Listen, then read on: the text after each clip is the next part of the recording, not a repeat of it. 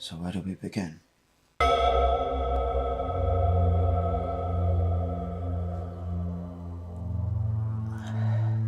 It's hard to kind of piece it all together.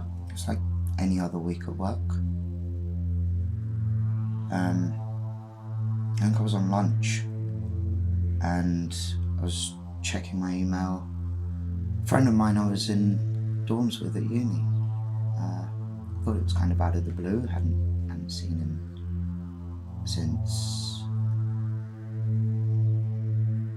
after he got married. He had a kid and Pippa, and I'd gone over obviously just after she was born to go and see her. And since then, it's been about 5-6 years. Anyway,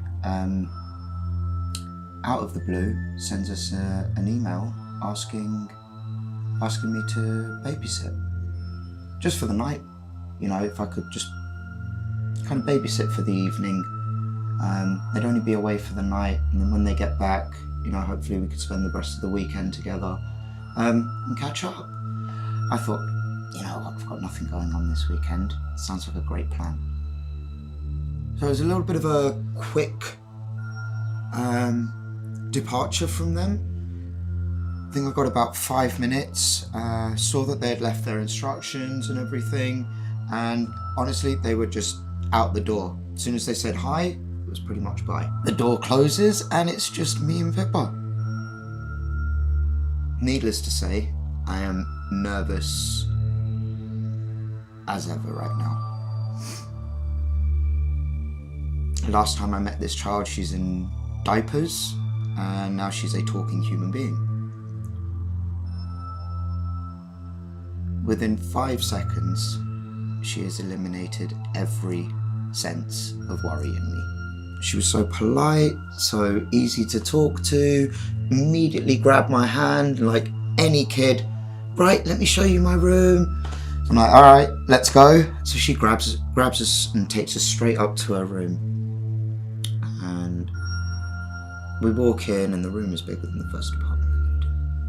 It was stunning and immaculate. So my first question, Mum, you must be keeping this really tidy for you. No, her initial, straight off the bat response, no, this is all me.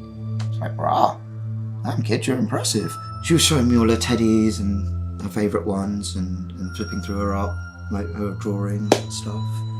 And she was showing me this picture she had on her wall. I found it kind of eerie, I did. Not so much like the picture, it was well drawn and like the colours were all in the lines, and you could tell, you know, it's a face of someone she knew. It was the eyes. It was the eyes. They kept following you, like everywhere you went around the room. I'm fairly sure that's tricky to do, but she managed it, and there was just something slightly eerie and off about it. I mean, she was super proud of it, so, you know, I'm thinking everything's going really well. I suppose about 7:30, this kid needs to eat. What's the other way to keep a kid busy? Food. So we head to the kitchen, and her immediate ask is, let's bake cupcakes. I'm like, okay. Slow your roll here, child. That's dessert, right? So, like, okay, they've obviously either overindulged her or not taught her the culinary ways. And, you know, as a food lover myself, I'm like, right, another way to impress this kid, winning sides, let's feed her right. So I'm like, right, forget the list that Mom and Dad have left. What is it that you want for dinner? That's what we're gonna make. She picks chicken and waffles. Kids after my own heart. This is soul food. Like, absolutely, we can do this. So I ask, where's the chicken? Where's the flour? Where's all the bits and bobs? She knows where every single item in this. At 6 years old, I didn't have a clue. They've got a wonderful kitchen, like it's all, you know, double ovens and big breakfast island and stuff. So we sit down, we finish, we have some food, and I indulge, give her syrup and everything she wants on there. So she's like really happy. We get done with dinner, but like she still wants to make these Moana cupcakes. At this point, I'm not gonna lie, I was kind of exhausted, but my own fault. I get a 6-year-old hyped up on sugar for dinner, so you know I kind of gotta pay the price. So I'm thinking, movie time, let's get the cupcakes done. She's really insistent about it, so we'll get that done while they're baking. Get a movie on. Hopefully we can get her into that like sleepy zone by like maybe 10. Let her stay up a little bit later. By 10, she's out. By 11, I have a glass of wine. I'm out. I remember sitting down on the couch, hearing the ding. I got up, got the cupcakes out, poured myself a glass of wine, brought them back to the table, sat down. She left one of the cupcakes with a sticker, not the rest. And that was mine. That was mine. 10 minutes into the movie,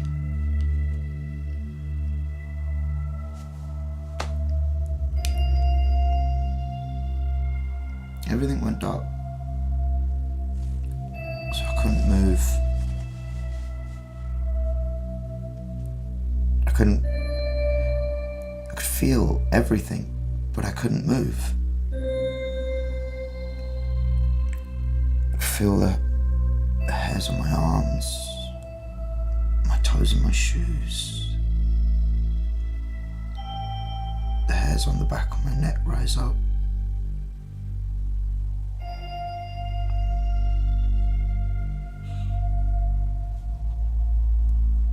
The two small fingers that pulled my eyelids open.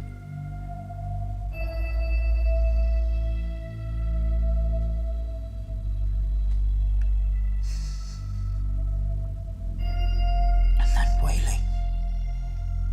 It was beyond screams. It was darker than that. It was more sinister. It was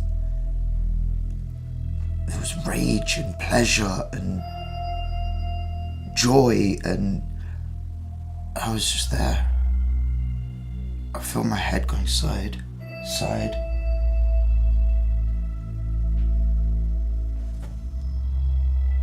blood trickling. I'm just still. I'm just stuck. And then she closes my eyelids again, and it was dark. Next thing I know, I'm being dragged, and it's pulling us around the living room, back into the hallway. I can see that this beautiful chandelier just right there hanging in the hallway. Lovely patterned artwork all the way around it. And then suddenly I'm kind of on this incline, my feet above me, my head just starts going.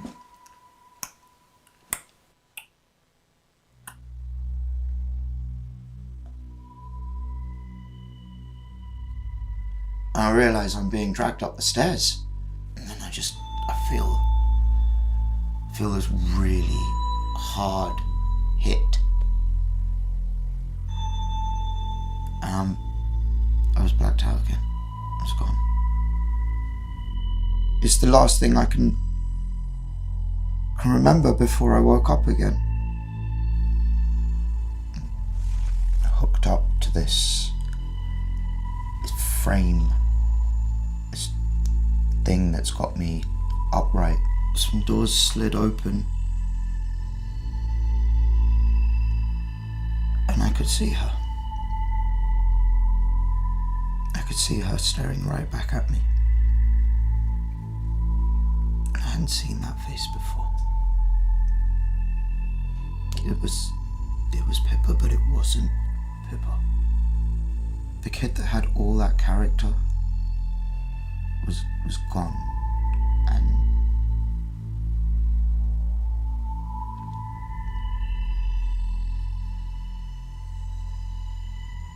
there was just death behind those eyes.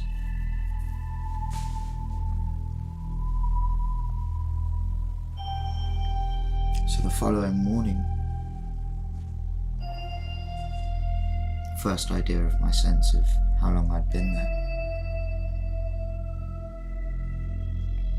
they come home.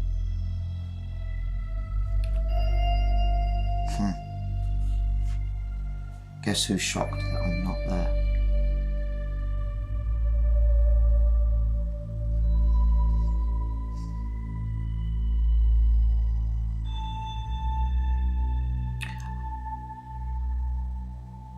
I'll be honest, there was a moment of hope. Because I thought surely they're going to call the police, they're going to find out, well, where's he gone? What's happened to him? Why is he not here? They were furious. She had the whole story planned. She knew exactly what she needed to say. Exactly how to make it look like I'd just up and vanished. Kept hearing them complain about this wine stain on the floor. I was like, I was sure I didn't drop anything. She planted it all. Kept screaming over and over, how could I have left? How could I be so irresponsible to leave a 6-year-old alone? Like I'd leave a 6-year-old alone. Do you know? Like who does that? I tell you, she was so smart though.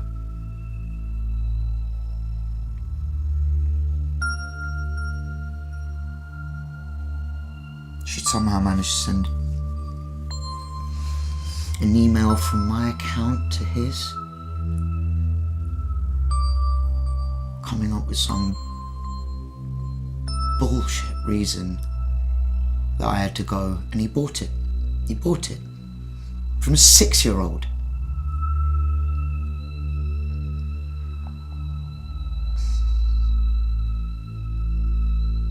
So that was it.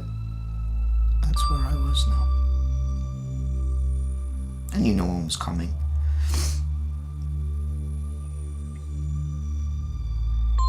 And then her games began.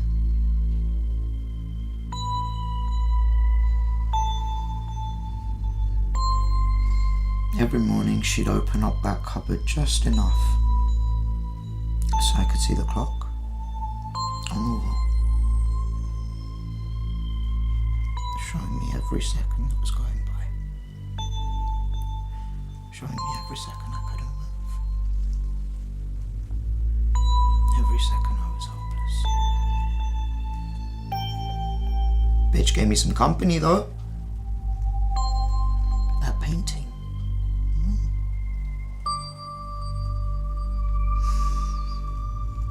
She let those eyes keep me company. I can't close mine without seeing them. It's been 2 years since then.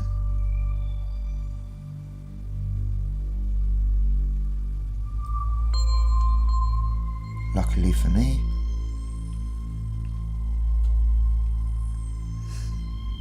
he was offered a job elsewhere.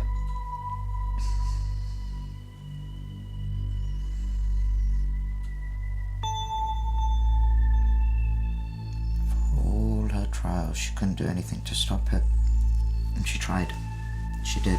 Pippa tried hard to not get him to go. Someone must have been on my side. Every time I prayed in that room, Someone must have heard. The house sold quick. New people came in. And after about I'd say a few days of them having moved out and the drugs starting to wear off, I started to get a bit more motion back. I could move again. Nose first. Eyelids. By the time they had moved in, I could kind of move my hands again. Oh. Poor guys. They must have caught a fright that first night. And I was knocking on the wall. Thankfully not too much of one to not investigate. And guess who they found? Yours truly.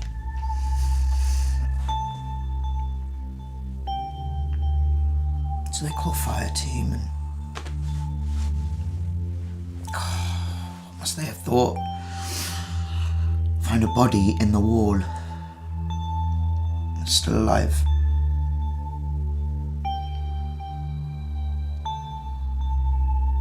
Barely, but breathing.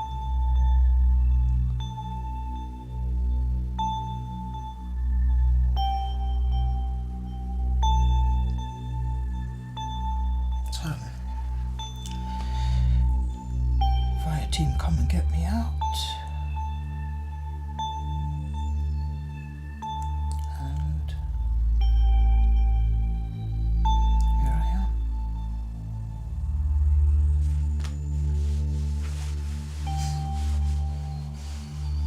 I'd like to say no longer trapped.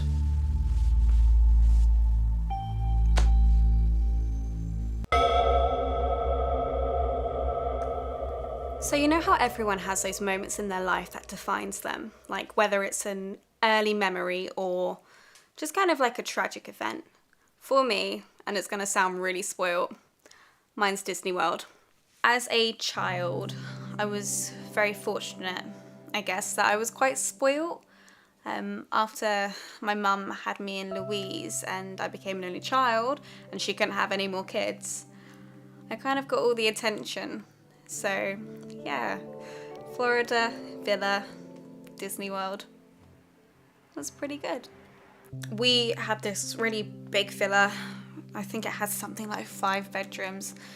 But what is most prominent in my mind of the place was how it had this big, like a glass greenhouse over the indoor pool, and the pool had these like fake rocks around it, and it was all this one depth, and like I knew not to go into it because I wasn't the strongest swimmer, but then there was a big archway behind it which led to the kitchen, and I remember this really strongly because my parents were stood in the kitchen at this time.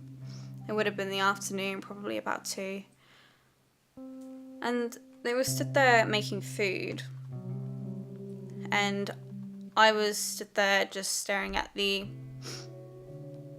blue covering. And I just looked them dead in the eyes, and it was just a moment of, Mum and Dad, look at me, look what I can do. Something just compelled me to leap and run across it. Except I didn't run across it, I just sank like a rock. I just fell straight into it. And it just started engulfing me. The plastic just sticks to you and it's warm and it's humid, and you try to take these deep breaths, and you just feel this deep pressure on your chest and your lungs. You can't breathe, and at the same time it feels like your lungs should be filling with this water, and there's just nothing. Well, I could taste and smell was that synthetic plastic blue. Well, they don't kind of, no one seems to talk about like drowning is when you go under, you can hear everything, and it's kind of like you're a world away, but you can still hear. You can hear your heart just racing, and you feel the sweat, and you're kind of like boiling in this freezing cold coating. And then I could just feel and hear the heartbeat. And it's strange how it sits in your head, that the dums and just the thumping. And then eventually it just stops. Everything kind of warms up and you're just there. And then next thing I know, I'm at the hospital. And it's surrounded by blue. And it was the same blue, the blue walls. From what I gathered from the situation, I don't really remember the bit in between. When my mum is a nurse, she must have revived me on the side of the pool. They did manage to get me out. When I came round, my dad had a lot of stitches in the side of his head. I'm assuming him being him wasn't as quick on his feet as he'd hoped to be. So as I was coming round, I heard my mum like hushing, I guess. It's the same sound you make for like wounded horses or animals. You just calm them with a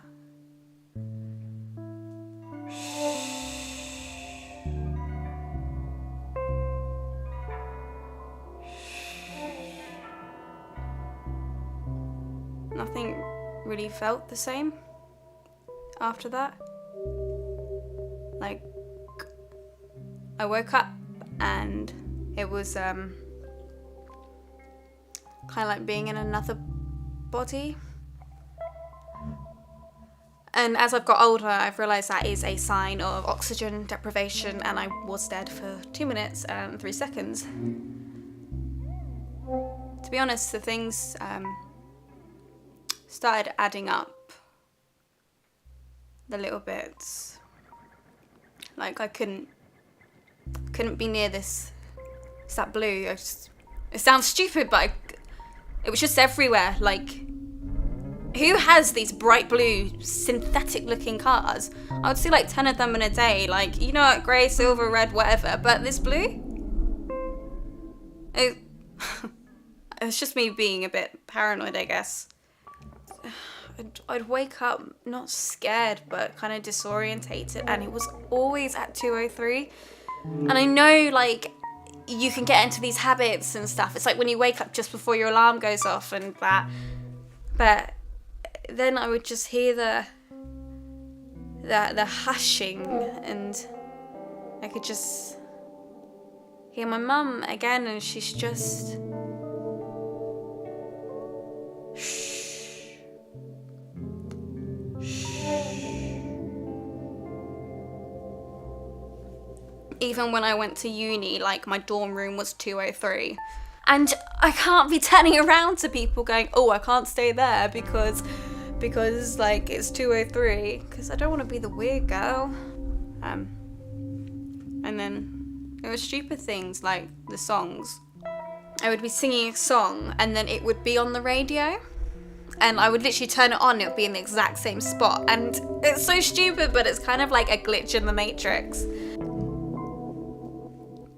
But then again, I thought, maybe I'm just losing my mind, and maybe I need to confront some past trauma. That might help me. So I went to my mum's and my dad's. I asked my mum, I said, oh, the 2001 holiday, where are the photos for it? So I asked her for these photos, and she just laughed. But she acted like she had no clue. She was like, what are you on about? We never went on holiday. I'm sat there like, are you just going senile? Or and I asked my dad, and he says, well, no, there was no Florida holiday.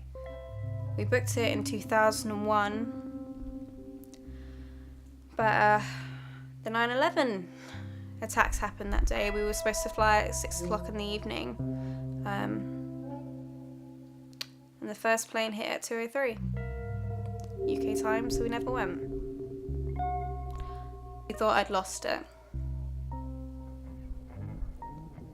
So it got me thinking, it got me searching. I went through everything. I couldn't possibly be losing my fucking mind. I went through the photos. Nothing. But then there's this girl in a photo who looks just like me. But she's not me, because I'd never dye my hair fucking red. And there she is, with red hair. So that night, I stayed over, slept on the couch, didn't really feel comfortable sleeping upstairs in a room that maybe isn't even mine. I chat to my mum on it, and she's just like, oh no, you had red hair like when you were younger, blah blah blah. And not only have I now got this memory that isn't mine, I'm being told that there's this stuff that is mine and that I did that. I noticed something. It's very little, it's very minute. But she had a freckle here. I always remember it because I used to laugh when I was little and say, oh, it's your beauty spot because you're so beautiful. You know, like when you look at twins and you get to know them so well that like they look identical, but you can just tell, and like when one walks in you just know who's who. And that's the same with her. Could just tell that wasn't her. Try to bring it up into conversation. Try to bring up the redhead girl in the picture. They laughed and they're like, of course, you dyed your hair in school, blah blah blah. I think I know what I did, and sounds insane, but I didn't fucking dye my hair. So I tried to chat to my dad. The scar's gone. He always had the scar from the holiday, and it's like the moment I bring this up, like the moment they know that I know about the holiday, everything starts changing.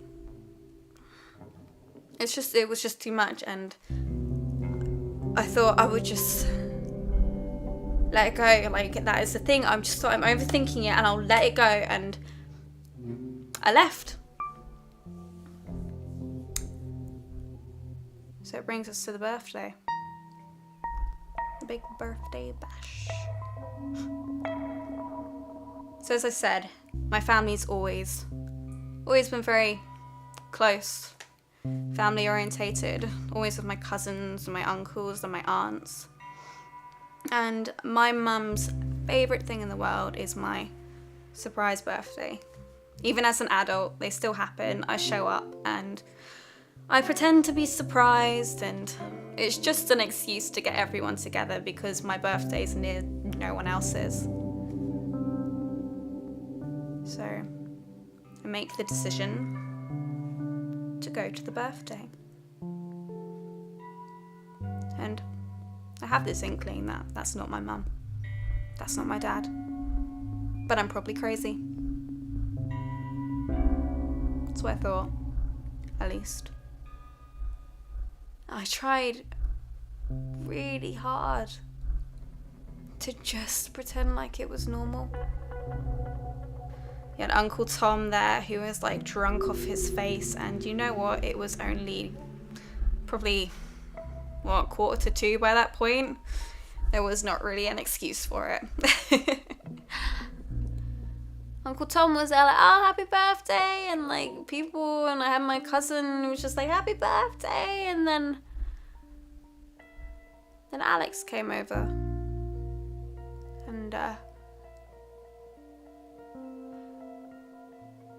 he said happy birthday, Louise.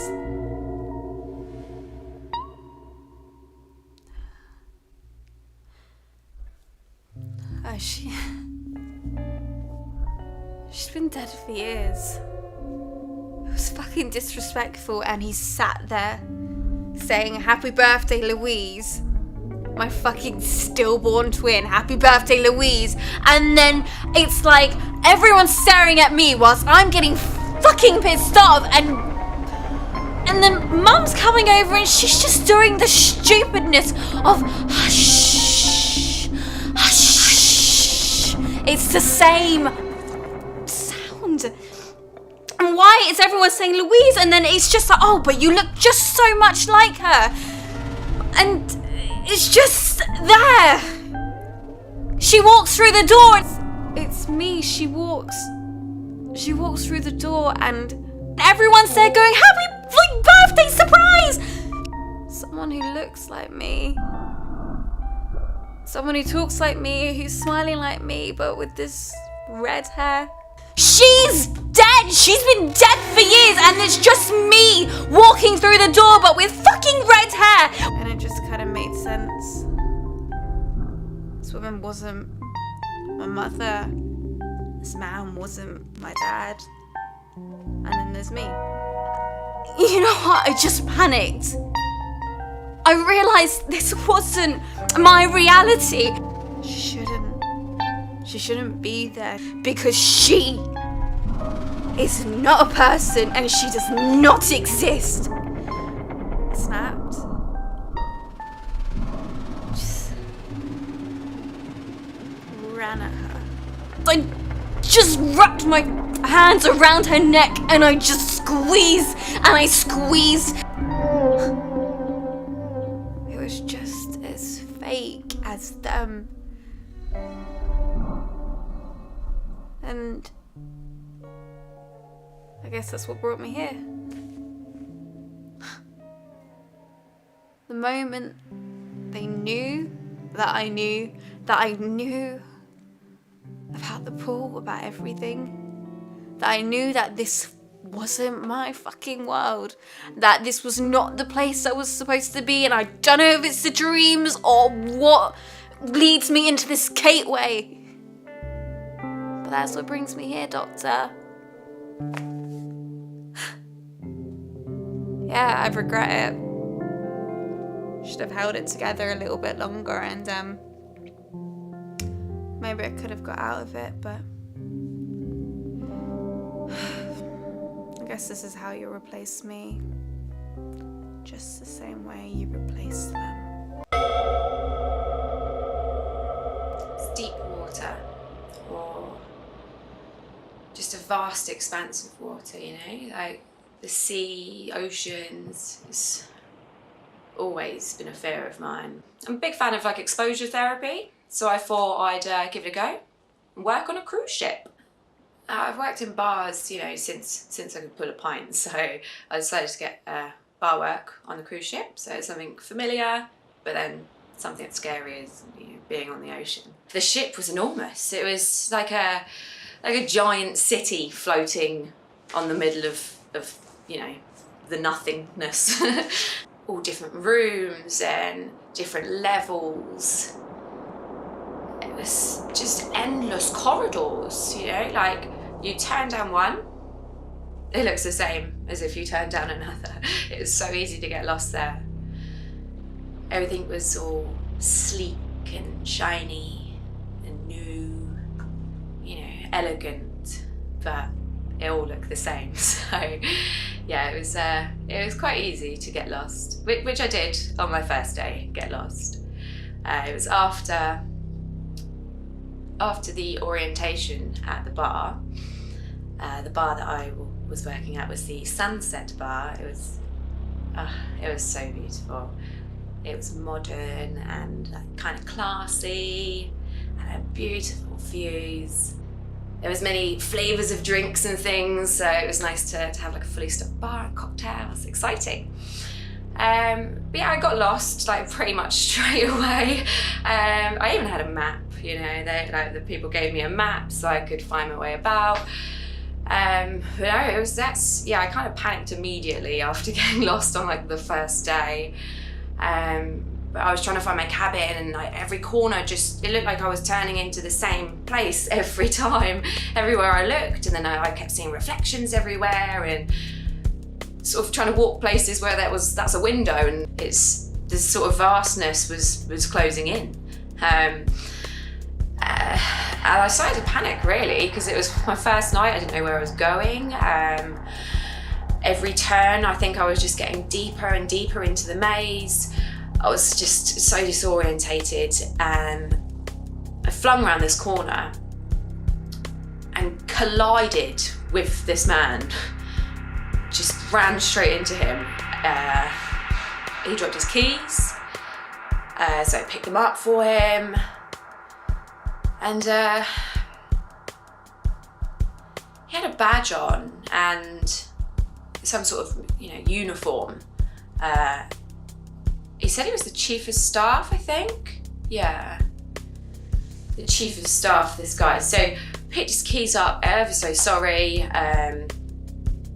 He kind of took me in, looked upon me, saw that I was new, gave me some hints, told me where to get to my room, and said to look out for signposts. So look out for this fire hydrant, look out for that, map on the wall. And after that, I was, all right at navigating the ship. So yeah, I kind of got into the swing of things once I had the tips and that under my belt. I was getting used to working like the graveyard shift. It was kind of like 11 at night till 5 in the morning. So it was much better when it was busy. There'd be a couple of us on, and there's more atmosphere, people laughing and joking, and more people to chat to and interact with, so more energy, My favourite part of my shift would be when dawn started coming around, because, the sun's rising, it's beautiful, and I know it's going to be bedtime soon for me, so that's good. The quiet shifts, they're kind of creepy. It was kind of eerie. They were more like dingy corners, and I don't know, it was like a spooky atmosphere, I suppose. When it's kind of foggy, and it's probably because I worked alone quite a lot on the quiet shifts. If I wasn't on my own, Keys was there normally. The CEO guy that I bumped into, we could always hear him coming. Just hear his heavy footfall and the jingling of his keys. So yeah, that's why I called him Keys. I never got his name.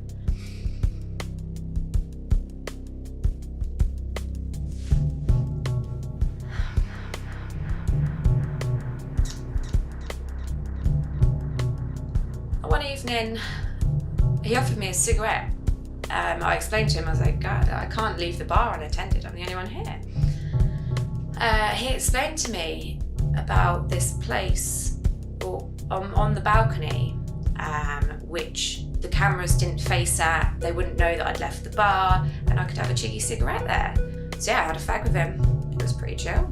It was kind of a nice little, I didn't know if anyone knew about it, so I spoke to Joanna, who was one of the girls. Occasionally worked with her if it was a busier shift, asked if she knew Keys. Obviously I didn't know his name, so just sort of described him, said, he's kind of balding, and his eyes weren't dark, but they were kind of like green or grey, and his teeth were pretty horrid. They were like quite stoned and crooked, and like they'd been gnawn away, and he had thin lips. Weird smile. But no, Joanna, never heard of him. So I thought, all right, I'll keep the little cigarette secret to myself. But yeah, generally Keys was fine. I didn't really think anything of it that Joanna hadn't heard of him, because she worked the opposite shift. So it was, he was alright until he was boozy. get a drink in him and he will not stop, you know, life story stuff, which I'm kind of used to being a barmaid, but he would start banging on about his dead wife. I'm like, okay, what do I say? Just smile. So other than that, he was okay. It got real weird one night. Like it kind of creeped me out. So I just finished shift. I was on my way back to my cabin, you know, through the maze. And just as I was about to come around the corner, so I couldn't see my door, but I just round the corner from it, and I could hear this like rattling of the doorknob and keys jingling frantically. So I darted around thinking someone's trying to get in my room or something, and then I saw him. He's kind of facing away from me, hunched over, kind of shaking, like maybe like he was crying. I'm thinking, oh, what's going on here? Why are you at my door? Anyway, he's quite a big guy, so I tentatively went over, you know, just to comfort him, I suppose. As soon as I touched him, he's recoiled and spun around at me, and he's got this real crazy look in his eyes. He's like, Linda, what are you doing here? I'm like, well, that's not my name. And I froze, I didn't know what to say. And as I'm looking at him, I could see, it was like his eyes cleared, like he's back in the room, you know? And then it's like he's sort of come out of this weirdness. He's, I don't know, made some weird excuse, hurried off, literally just fucked off. And I was stunned. I was like, okay, that's kind of creepy. After that, I didn't see him for a few weeks. I kind of thought I heard him a lot. It sounds weird, but with the keys jingling and the footsteps. So like I'd be working and I'd hear something by the balcony. And then I'd go and check that there'd be no one there, nothing there. Door's locked, or from a corridor, or from behind the bar. I would be walking to my cabin at night and all through the endless corridors, and I'd hear ding, ding, ding, ding. There'd be nothing there. I'd hear it from the other side, in front of me, behind me. You know, I couldn't pinpoint where the sounds were coming from. I thought I was winding myself up, to be honest, because, you know, I was just a bit scared. You know, he kind of shouted his dead wife's name at me. Anyway, I went back to my cabin, and I knew something was weird when I first walked in, because normally my cabin is a complete mess. Everything was tidy, right? So I don't make my bed. I was just normally a bit of a mess in my cabin. In the middle of the bed, the made bed, where the clothes were folded and everything's spotless. In this blank canvas, there sat a packet of cigarettes in the middle of my bed, which I didn't put there. It must have been him, right? How else would they have got there, right? I was so freaked out. Needless to say, I didn't sleep at all that night. And when I was at work the next shift, I resolved, I knew that I had to kind of let someone know about this dude. Like, I had to kind of report that, because, you know, wow, I don't know, Keys lets himself into people's rooms. Like, that's not normal business, right? Oh, I started to freak myself out, and I could hear like the footsteps. There was no one there. I got a bit panicking. I went out onto the balcony. I thought, right, get some air, have a fag. And I started smoking a cigarette, and then I thought about where the cigarette came from. I felt dirty, so I threw it away. I tried to breathe, just keep calm, listen to the wind.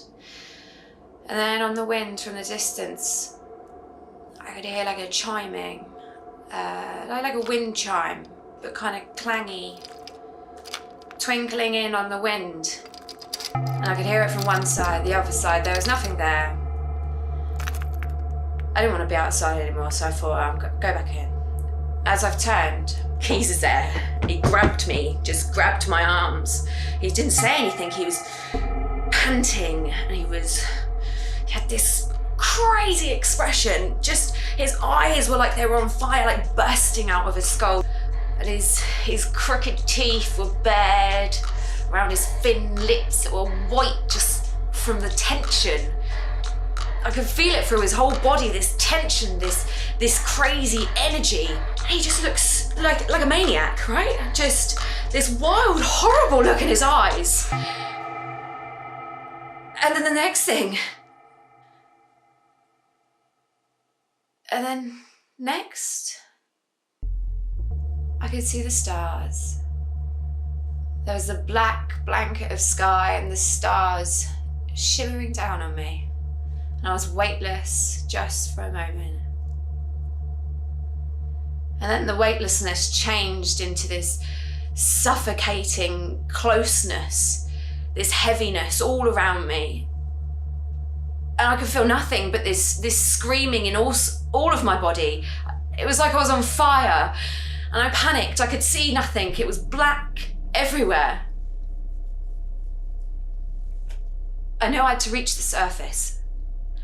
I was thrashing and clawing at the water. And finally, my lungs flooded with air. I looked and I could just see the ship sailing away.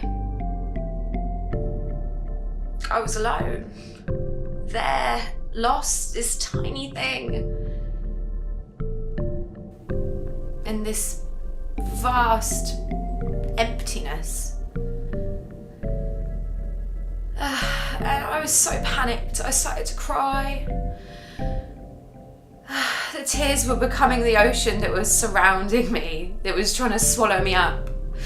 I wasn't a great swimmer, so I was trying to tread water, I was trying to keep calm, but I was panicking. And I couldn't calm myself. And because I was panicking, I couldn't concentrate on treading water and I kept sinking. And when I resurfaced, I could see the boat going further and further away each time. And each time I was becoming weaker and more exhausted and more numb. And then the sky started to light, like dawn was coming. And I almost felt hopeful. I thought I'd just wait for the sun. Yes, just hold it out, ride it out. And I was almost calm until something bumped up against me and the panic was back. I thought something's gonna drag me under, something's gonna eat me, something's gonna tear my flesh apart and there'll be nothing left. No one will know what happened.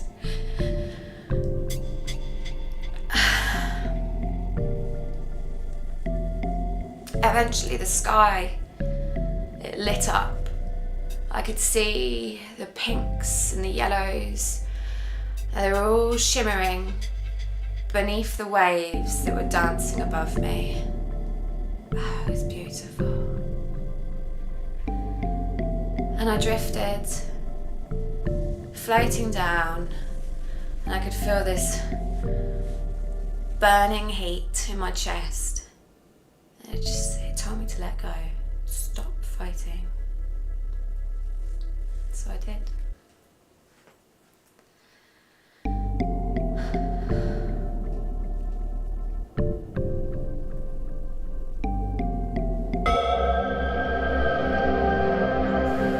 It started just like any other evening, really. I was at home, watching television. And then outside there was this noise. It was a whoosh and a bang, bang. Enough to shake the room. I could feel it. So I jumped up, I ran up to the front door and opened the door, went outside, and John from over the road, he'd come outside, he'd heard it too. And then suddenly it was like it snowed. But it wasn't cold. It was like a little blizzard around us, and John was jumping up and dancing and playing with it, and I had it in my eyes, and it was gone. Just like that. Just as suddenly as it had arrived. And I felt amazing. Somehow you just felt my head was clear, my thoughts, and I just felt so good. The next morning I felt full of energy. I could think quickly for the first time in my life. I had energy, I felt just a new man. Like we'd been part of something special. Something important had happened. Oh, I'm sorry, I haven't really introduced myself, have I? My name's Ian. My name's Ian? I have a job.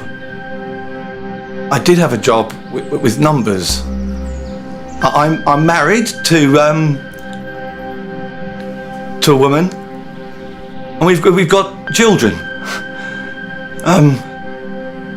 I've got children.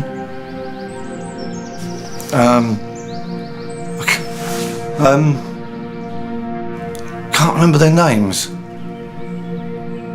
Anyway, like I said, after that I felt so good. Alive. It was Sunday I really started to notice. My wife made me a roast dinner because she knows I always really liked roast dinners. And it wasn't like I wasn't really hungry. Anyway, I came downstairs and the children were already tucking in, and the smell was disgusting. And the look of it all. Bizarre boiled bits of tuber. Undigested chunks of bird with wings and arms. It's just not food. There's different plants, vegetable things. It's just revolting. They covered it with some greasy stuff, but trying to cover it up. But it was just bizarre to me suddenly. Don't get me wrong, I've been feeling wonderful since. But this wasn't right. We can't eat this. I suppose you must have noticed I tried my best, but I just barely want to reach. It's disgusting. I couldn't eat that. It's just not edible. I tried not to let them see. Just pushing things around the plate a bit, you know. Eventually my wife asked me, "What's the matter? Aren't you hungry?" I'm so hungry. I'm so hungry. This isn't food. You can't say that though, can you? You can't just say, "Oh, this is revolting. Why would you give me this?" But it was. The children started to laugh at me. I cut up one of the orangey, you know, the orange things, and put that inside my mouth. Oh, God. Oh, it was horrendous. Did all I could do not to be vomit there and then all over everyone. Oh, it was just disgusting. I can't express it into words. It was just so horrible. I was still so hungry. Over the next few days, I tried to eat anything. Find anything that was food. It was impossible. I was starting to give up hope. And I went outside and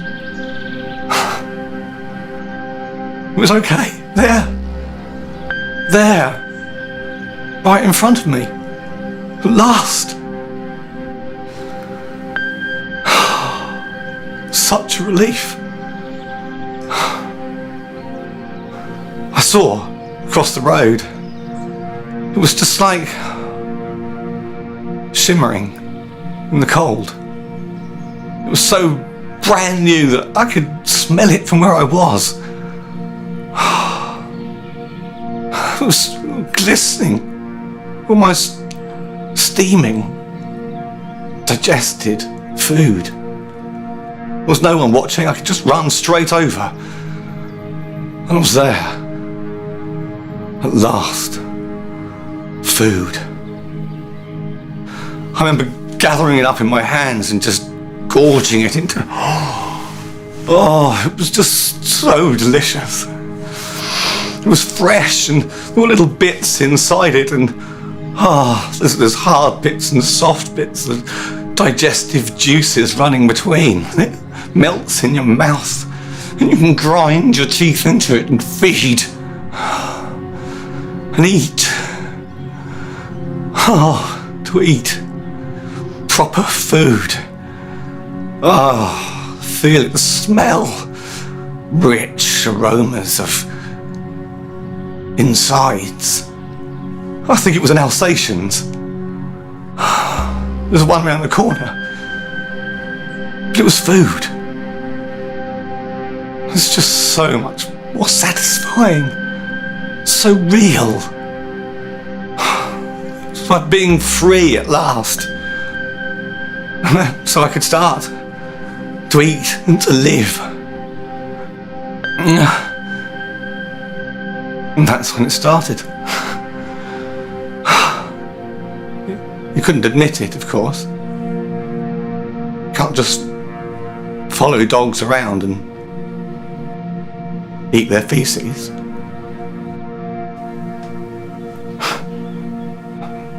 I didn't need to. Down at the park, there's a whole bin. Food. I was straight down there, but as soon as I got close, you could see John was already there, gorging himself. He'd opened the bags and was scoffing away from my food.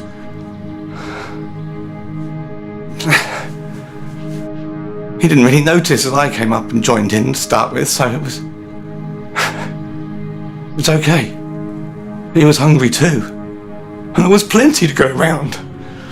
We both ate and ate. Little ones, huge, giant, greasy ones, bits of sweet corn that stick in your teeth.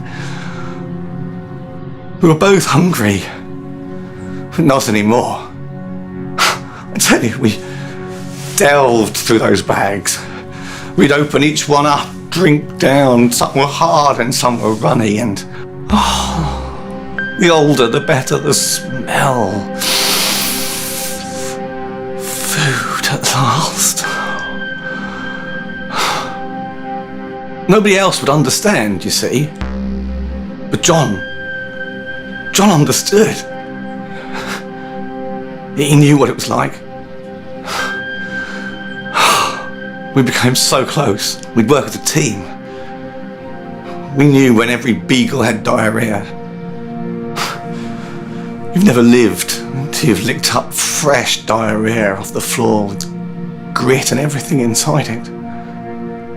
So refreshing. You feel so good. So alive.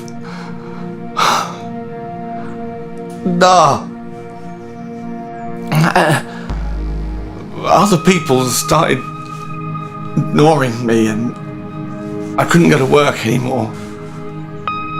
They'd call me names and smell and something. My wife. But I was hungry, and John knew we were hungry. I remember once John found a cat litter tray and it was full to the brim, and we'd crunchy. It was delicious. There was no animal that could move around our area, and we knew exactly when it had defecated. We could eat. So we could eat. Do you understand? John understands. John's there too. But you've got to eat. John understood. We started to send each other pictures. Fresh when we find them, or pictures of us eating, and all videos, and he'd look so happy, and I'd send him pictures of me eating. We were happy. And then my wife found the pictures and the videos.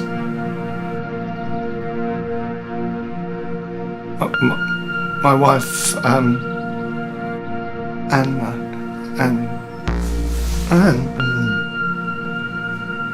and she was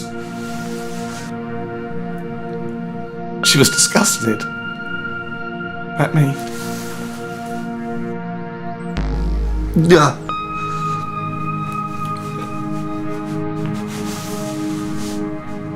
My children wouldn't even look at me. And children, my little children. Ah!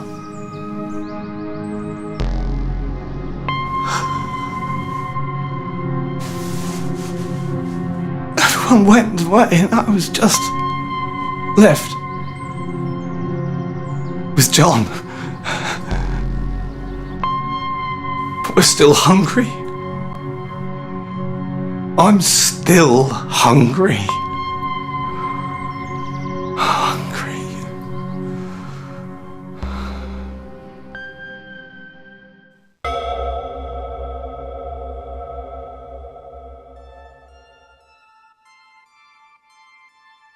I used to be just like you.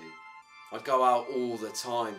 Club after club after club, night after night, drink after drink. You see, when we went out, we went big. Excess was the name of the game. We used to go to this club called the Square, because it was a square building, right? And it had 3 floors. Different genres of music on every floor, and we used to go there and paint the town red. There was Joe, Dave, Deck, Daryl and Tom. Now, Daryl was the sort of person who'd get himself into situations that he couldn't necessarily get himself out of. And Tom, well, Tom was always the man with the supply, if you know what I mean. And it'd be the same thing every time. We'd go in, fuck the bouncer, straight up the stairs, straight to the bar, 2 shots, 1, 2, neck. And then we'd chase that with whatever chemicals Tom had on him. We used to go to this festival, Red Fest, you might know it. We went there for 5 years running. The first 4 years were great. And every year got better and better and better, and everything was going great until that last year. That was when something changed.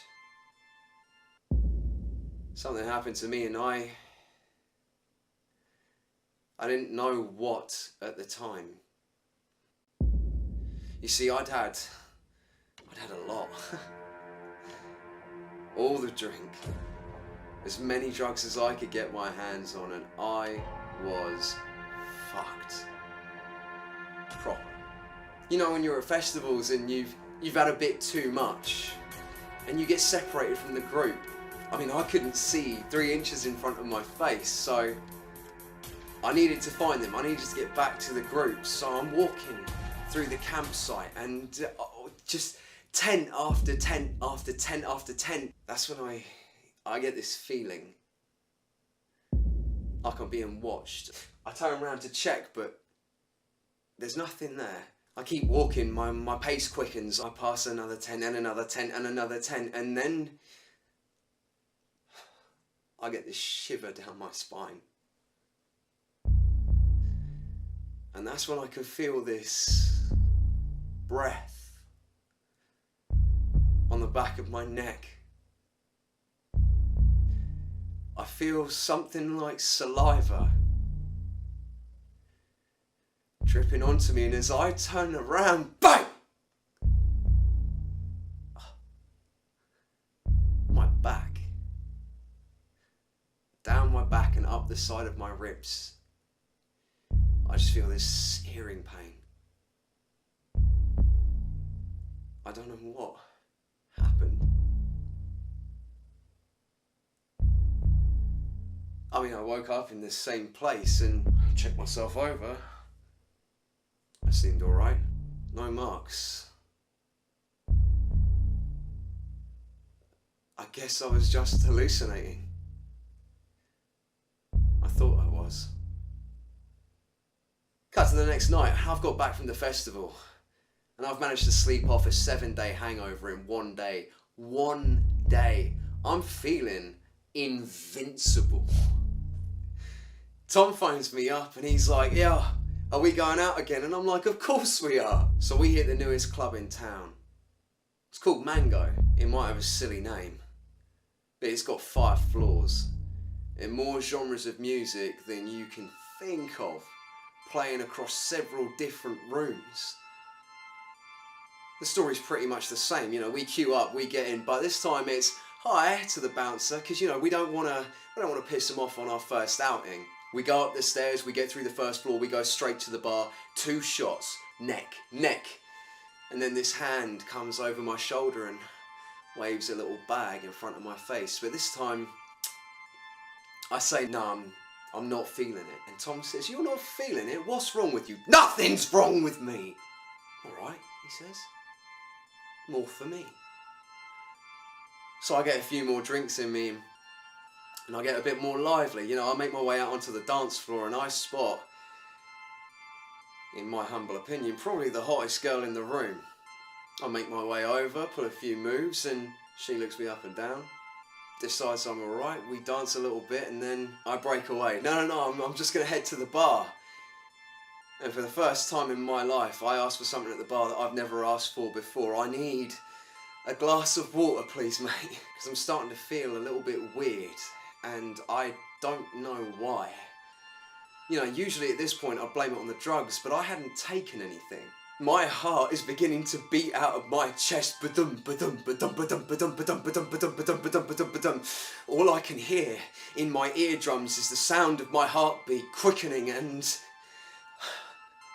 that's when my mouth starts to fill with saliva and the noise in that place becomes piercing. I can't take it anymore. I have to get out of there. So I go, and bear in mind I'm up on the 3rd floor, so I make my way across the dance floor, and at this point my heart is still beating. I get down the 2nd set of stairs, I'm across the 1st floor. At this point I've shoved someone out of the way and I can't even stop to say sorry, mate. And that's when the fresh air hits me, and it doesn't help. I look around and my mouth is filling with saliva. I look at these people and for some reason I am hungry. And I just know that in the back of my mind, I know that I need to get as far away from this place as possible, so I run. And it feels like my ribs are breaking, but I carry on running, and I'm running faster than I have ever run before. I finally get away from these people and I keep to the shadows. I see people that have obviously left the club making their way home. They don't know I'm there, but I am watching them from the shadows, stalking through the alleyways, selecting my target. And that's when I spot her. The girl that I've been dancing with. I see her and something's different. Not her, me. As I stalk her, crawling through the shadows, waiting, readying myself for that opportunity to pounce. My hunger is unquenchable. The saliva in my mouth is still running. And that's when it happens.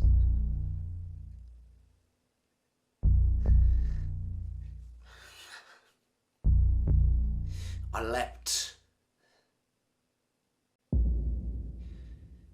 And as I sink my teeth into her,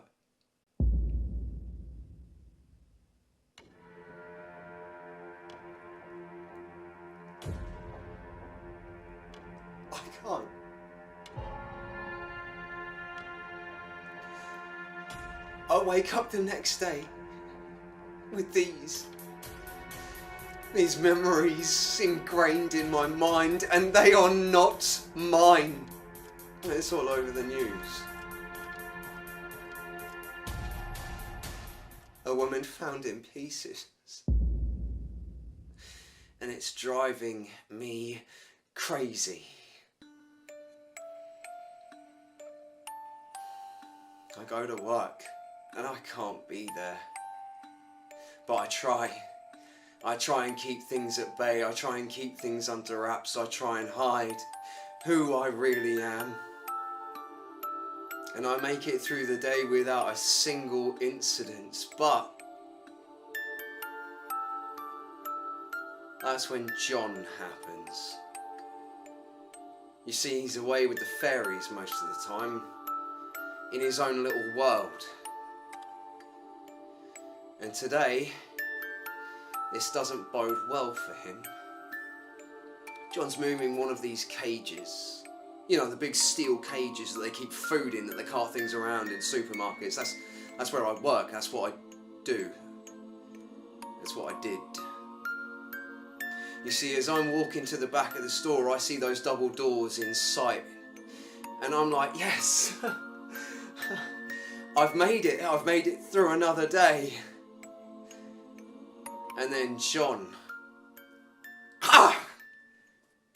he smashes right into me with this cage, and that is it. I grab John by the throat. The fuck do you think you're doing?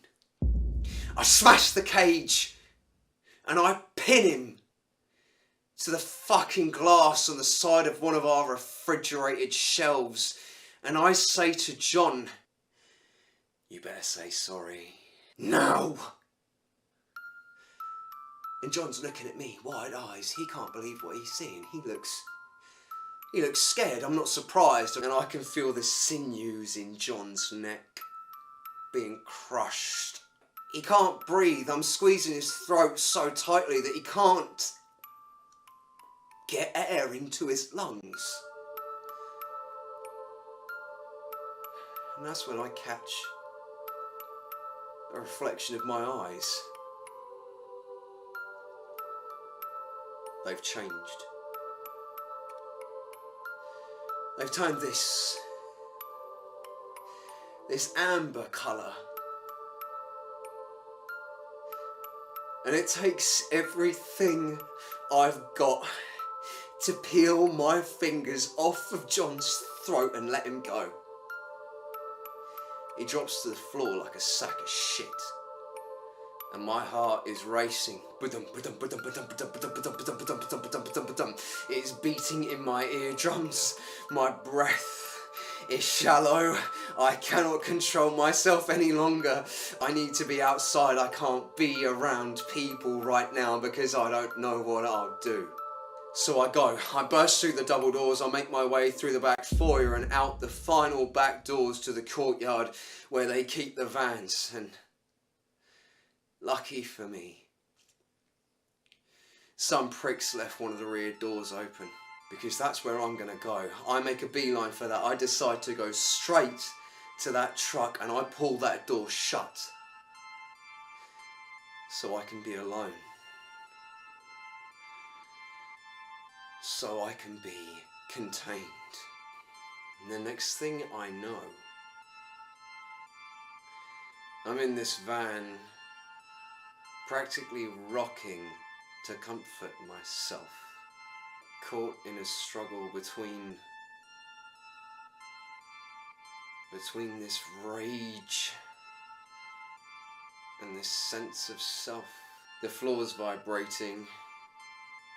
I can smell the fumes from the exhaust, and I am trapped in this conflict between the man and the beast. You see, something had awakened inside of me, and I'd reached the point where I couldn't fight it anymore. The vibration stops.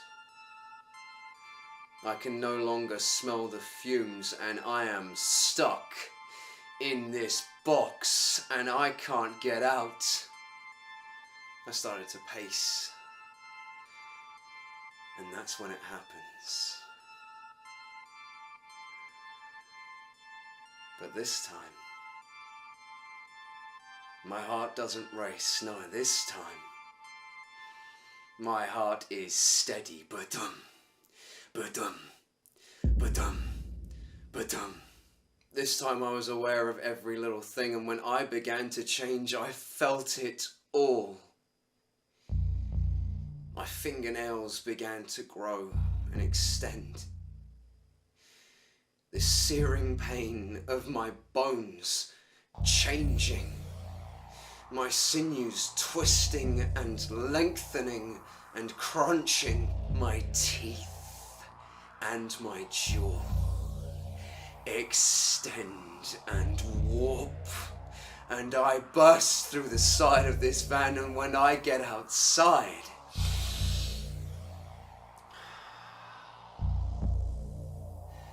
I can smell the forest. I could hear everything. But it wasn't piercing, it wasn't invasive, it was just amplified. And with it, this sense of comfortability. Like I'm where I'm meant to be. I ran as far away as I could, the leaves crunching under my pads, my breath hanging in the air as I panted, gathering more and more and more speed. My eyesight is sharper than it's ever been, and I can hear everything in that forest. I stopped for a while to lament my isolation. Oh, I had so many friends, but this is the way it has to be. If this is where I'm meant to be, then it means that this is where you're not supposed to be. Don't come here. Don't try to find me. Don't chase me. Don't corner me. Don't come here. Because you won't find me. You'll find the beast. This is my forest. These are my woods. This is my territory. And if you come here, you won't make it out alive.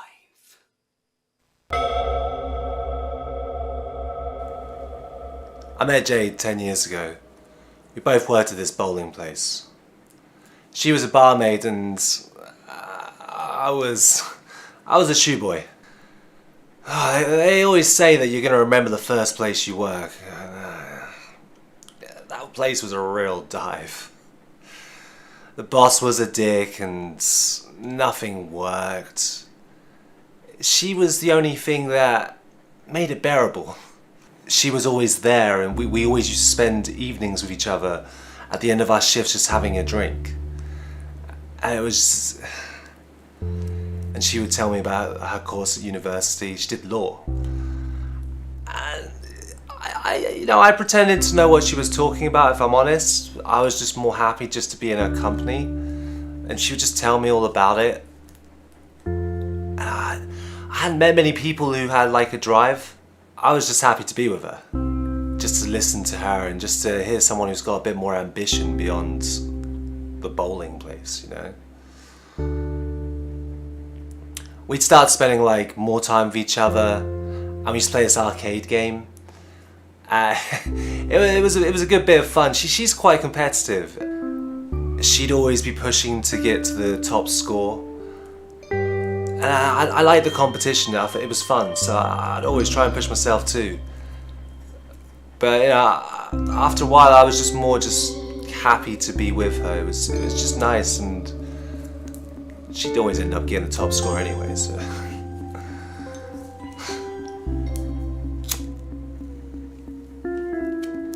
Then she quit. She did the right thing. She was clearly a lot better than that place. I didn't get to hear as much from her, but I was happy that she quit.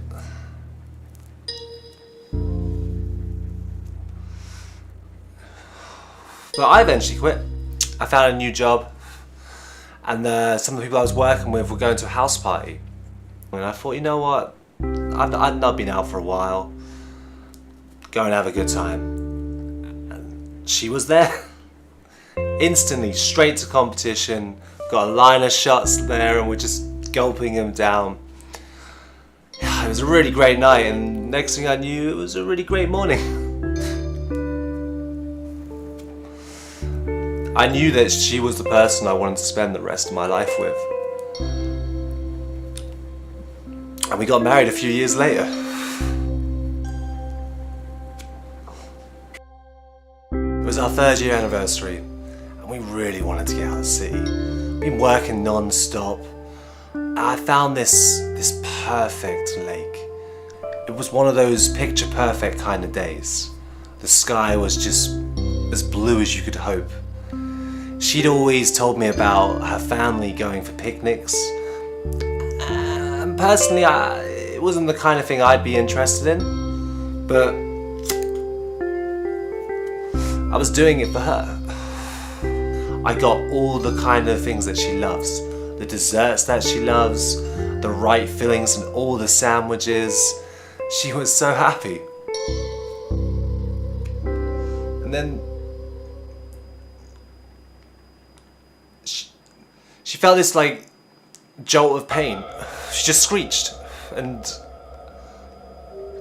we immediately looked at it, and there was this little red dot. Just a small little red dot. She was fine. She seemed okay, and she said she was okay, so we just carried on. We went for a hike, and we went home later that night, and everything was fine. It was the next day, the screech that she was in so much pain, and she's screeching, she's screaming, she's in so much pain. The bed is just soaked. And you can feel that she's been writhing there for a while. That pain is that pain so close, and she just kept screeching. And I was there for her. She didn't want to leave the room. I made sure that she had everything she could eat, could drink. I looked after her. But that noise. We called a doctor, and the doctor said it was a bug bite. That made the most sense to me. And they said that as long as it doesn't swell up too much, it should be okay. He didn't hear all the screaming, because she just kept screeching. She's constantly screeching. The bite, it was becoming redder. It felt brittle. It didn't feel like her, but she was screeching, so it didn't matter. I was looking after her. It didn't matter what it felt like. I just wanted to make sure she was okay. And then one morning, there was no more screeching. I woke up and she just looked so tranquil, so calm, so relaxed. So immediately I looked at the bite, and I looked at that spot, the blistered redness that had become, gristled and just it's something you don't want to touch.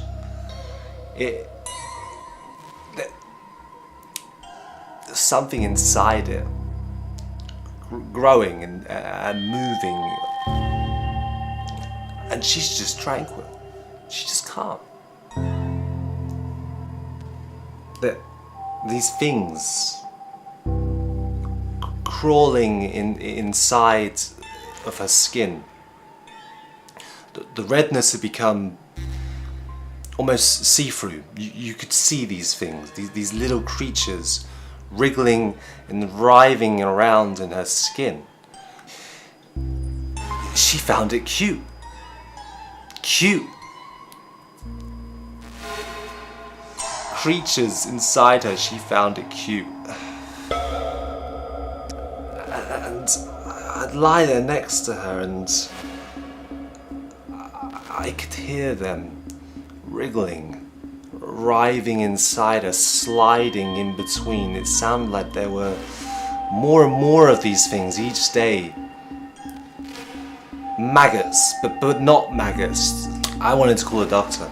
I wanted to get some other perspective on this, and she wouldn't let me.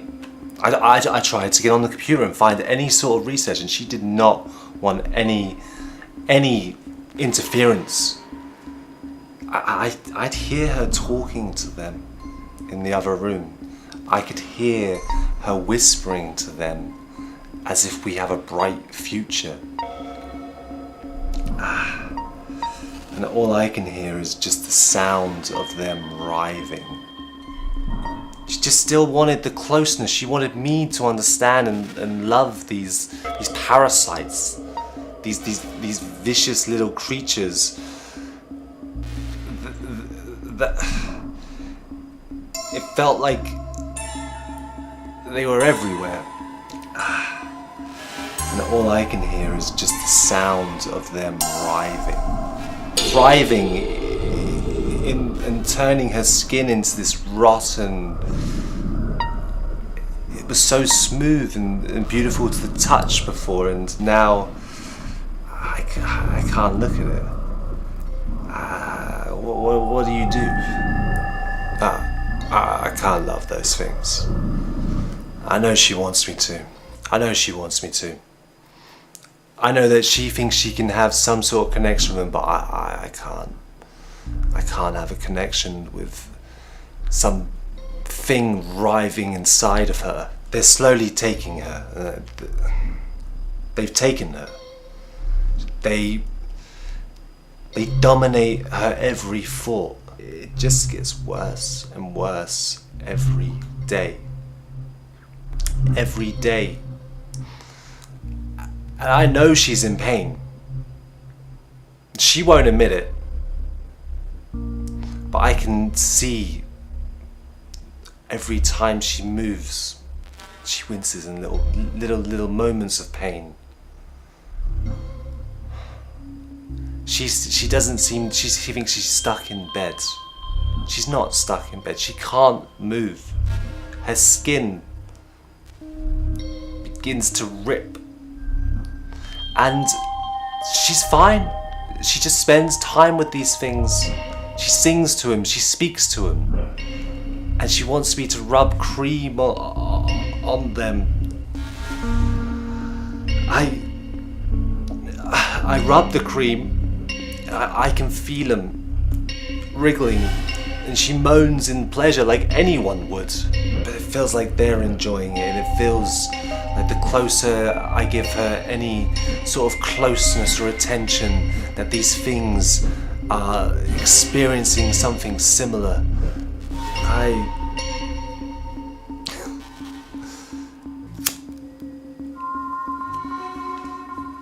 What are you supposed to do?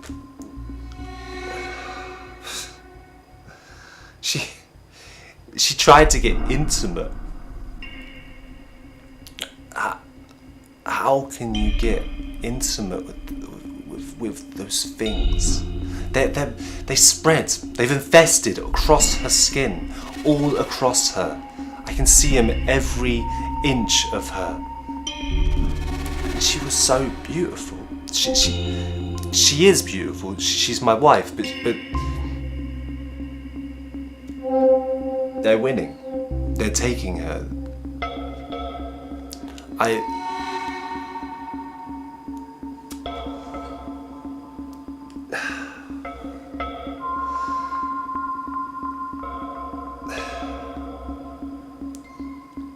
They're creating a nest. I know they're creating a nest. And it's going to burst out of her. These things are going to spread everywhere. I can't let that happen. She wouldn't want me to let that happen. She would want me to do the right thing. If it was in the same situation, she would do the right thing.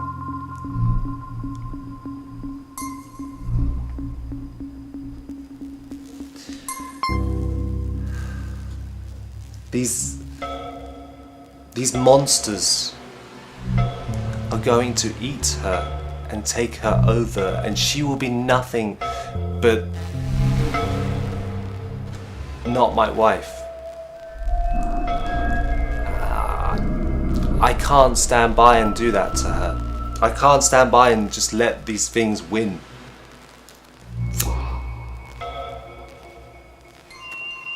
I will always love my wife. That never goes away. But I know I have to do the right thing. I know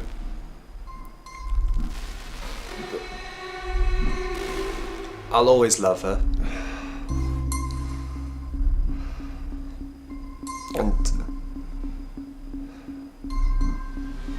And that's not going to change. But they don't win.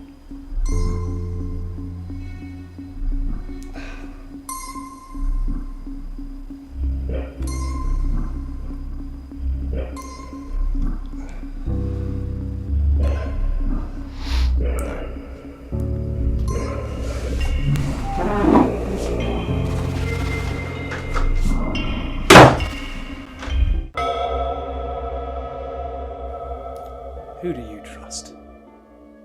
Have you ever been betrayed? So I turned 30. And I decided, hey, you gotta get out there and see the world. Do it before you die, do it before you're too old.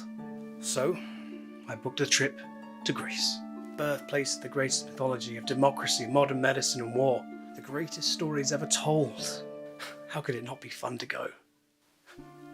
On the plane, I was shaken, you know. Never been on a plane before, it was frightening, but arriving in Greece, beautiful Greece, the beauty, the stunning landscapes, the gorgeous oceans, and the people are kind and generous. I felt fear wash right over me. Here I was, I'm here in Greece, I've done it. And then it started to set in. Just the anxiety, the fear. What are you doing here? Go home before you get yourself killed or worse into trouble. What are you doing here? You don't belong here. You come from England, you're here on a whim. Go home. But no, I must stick it through. I must do this. When am I going to get another chance?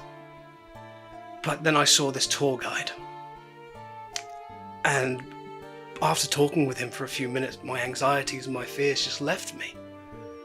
I mean, there I was with this man who knew the area, who knew everything about where we were and what to see.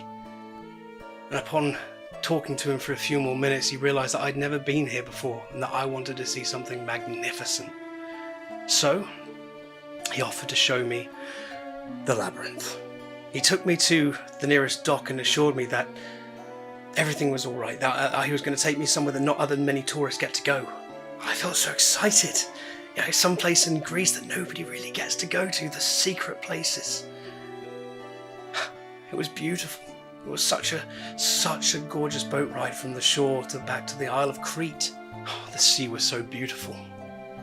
No clouds in the sky. Fresh, clear water where you could see so many great creatures playing. Then we landed on the island. It was almost volcanic on the side that we landed on. Black rock everywhere, the smell of pungent kind of rotting fish, but upon talking to the guide he told me that this was normal, that there was a volcanic vent near the island, that everything here was as it should be. And of course I'd believe him, he lives here, he does this for a living. Who am I to say against him?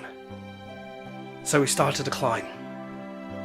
And it was hard, it was a very hard climb. I couldn't breathe basically. We approached the steps that led to this tunnel that he had assured me was where the great labyrinth was. The labyrinth. How can you not go to Greece and see the labyrinth? The trap door that led underneath the stonework, underneath the island itself. I've come this far. How could I not go on? I was cocky, I suppose. I didn't take a single thought into what I was doing. I didn't even take a single thought into who this person was, but yet when he offered to take my bag from me for the climb up, I thought, absolutely, This guy is a brilliant, brilliant person for doing this to me, for helping me, for seeing that I was in panic and just helping me through it. And then it happened. We were walking down this first set of steps into the corridor. Everything got dark excessively quickly. But then I felt his hand upon my back. And the next thing I knew, I was stumbling through the dark into the black chasm. He betrayed me. He left me here to die. As I turned back up and looked into the light, I saw him. Laughing at me for believing and trusting in him. And all I could think as I left through the darkness, looking up at the one spot of light, was please, please don't do this to me. Get me out of here now, please. I'm sorry, I won't tell anyone, I promise. But then it all went silent. Too silent. The darkness set in and all I could think was how I'm going to die here. I thought there's no way to climb up. I must push through. I must find a way out. And at this point I wasn't thinking anything but sheer panic. I couldn't breathe. The sweltering heat of this place was killing me beyond anything beyond the panic could do. So I started feeling my way through the darkness. Only pinpricks of light bursting through the ceiling and the most revealing nothing but the smell and the feel of the tunnels themselves. Sticky, rotten smell, sharp as pinpricks. I have no idea what I'm stepping on here. I have no idea what's going on. And then I heard it. Through the darkness. The sound of hooves and steel and stone. An almighty roar from a great beast echoed through the labyrinth, and all I could think is, this can't be real, this can't be it, this cannot be real. I'm in the labyrinth. And there's a minotaur.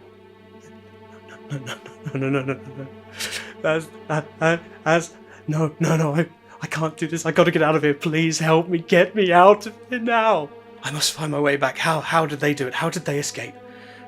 Think. I can't do it. Get me out of here, please. I can't be here. I can't do this. Oh God. Wait. Just think. Think to yourself, you know how to get out of this. Just remember the stories. Remember. The sound is getting close. The sound of steel and stone, sparks and hoofs and snorts. It's real, and it's coming for me. Wait. String! That's how they found their way back. I mean, God. Fat lot of good that's going to be to you now, isn't it, you idiot? You don't have all the string. You can't find your way back.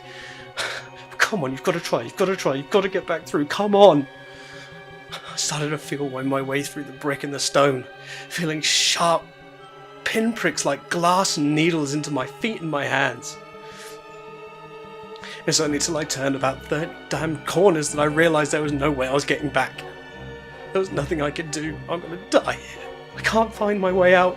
I don't know how many turns I've taken, but I am lost. I need help, please. Someone get me out. Please. I don't want to die like this. Please get me out of here. It's coming. I don't know how far, but it's coming for me.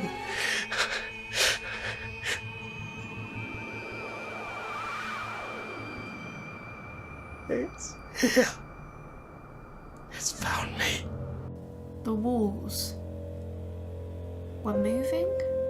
This darkness that looked like it went on forever. The blood loss, the hallucination. Thousands and thousands of spiders. So I'm an actor.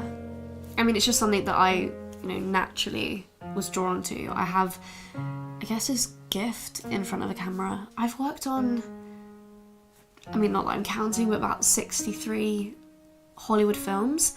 And I mean, not to name drop, but I've worked with Brad Pitt, Tom Cruise, Meryl Streep, Viola Davis, Olivia Colman, and I stood next to Tom Hanks, which was pretty epic. So, you can watch that when it comes out.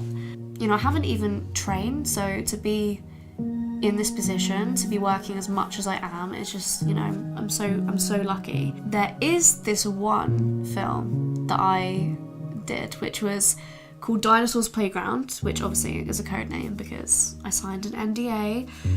My agent messaged me and said, great news, they want you to have a line. And I cannot tell you, I was in tears. This is it, okay? This is my foot in the door. This is what I've worked so hard for, and you know, I deserve it. So it got to the day of filming and I was ecstatic. I couldn't sleep the whole night. I was just going over in my head this line that I was going to have to perform, and I was obviously nervous because it was such a big opportunity, and you know, you don't want to let people down. The director is looking at you. I just couldn't wait to go on set and see the director and like thank him and shake his hand for, you know, giving me this chance. And hopefully I could ask some questions, you know, that I've been dying to. I usually write like questions out in my notebook because there's obviously a lot of time to kill. So I had like 17 questions I wanted to ask him. When I got to the gate, there was these like a line of extras, and you know, some of them I know because I've worked with them before, like you cross paths with, but usually I'm kind of hanging around with those guys. But today they have these lists, the crew members, and they call out your name. So they called my name and they sent me straight to hair and makeup. So I was already buzzing because usually like you have to wait a little bit for hair and makeup, and I get a bit stressed that they're gonna rush. It wasn't obviously a glamorous look because I was playing a hiker, explorer, but I got to wear this really cool outfit. So obviously it was just like hiking gear, and then I had like hard hat on and this like blazer thing with like I don't know what you call it, I don't really do rock climbing, but you know, with the harness. They obviously weren't going to attach me to anything because, you know, I think they need to pay me more for that. So then I was just waiting around on set for a bit, waiting to be called, and I was getting really nervous, just thinking about what I'm going to have to do.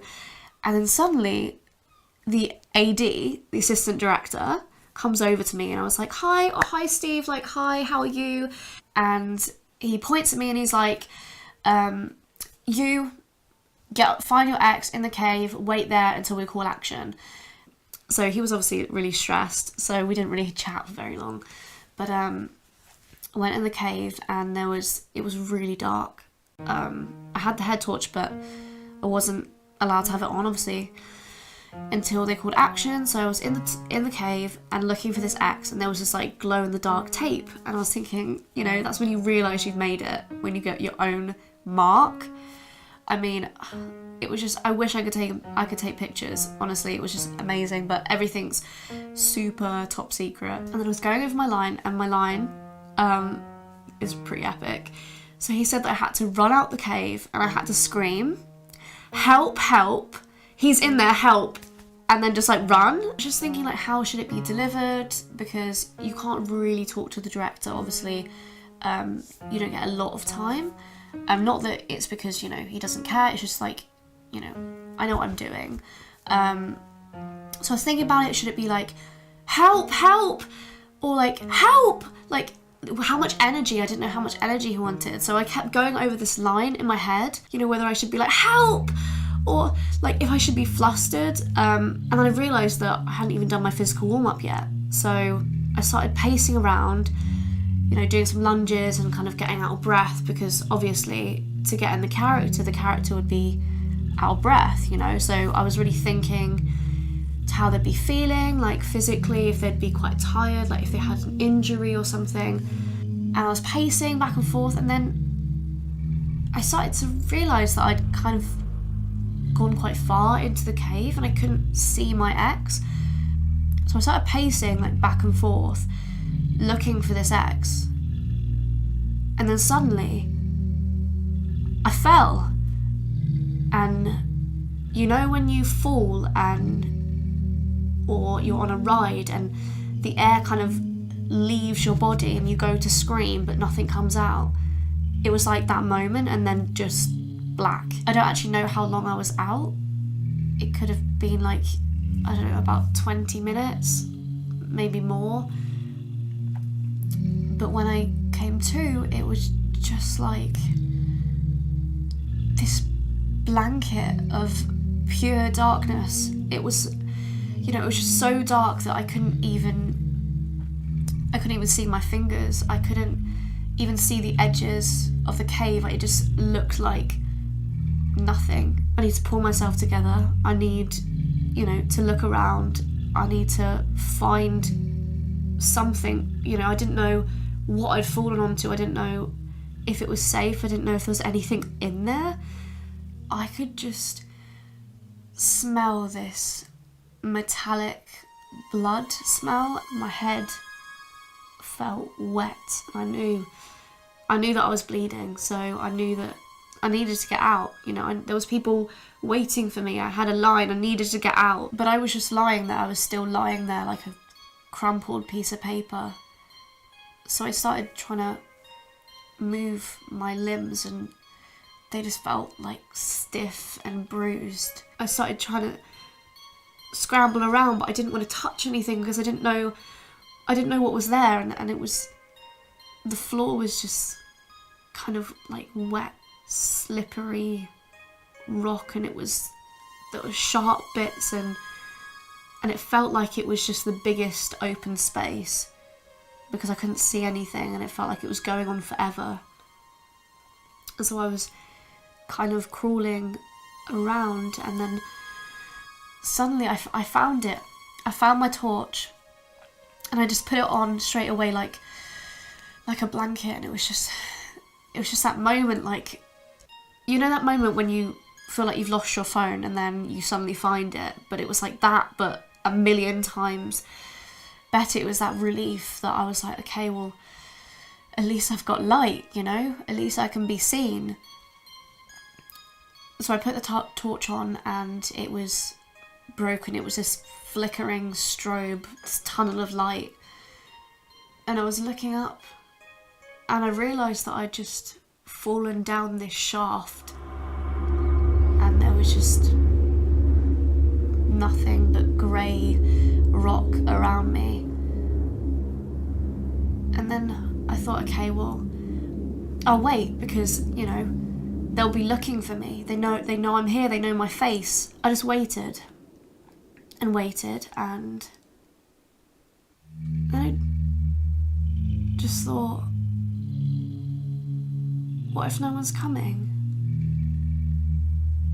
I mean, they know my face, and, you know, they know who I am. I've got a line, but what if they don't come?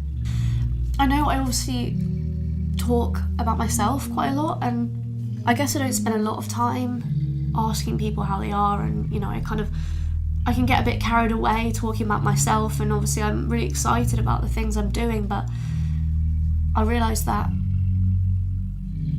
I don't really have a lot of people that would be looking for me, and I just suddenly realised that I was completely alone.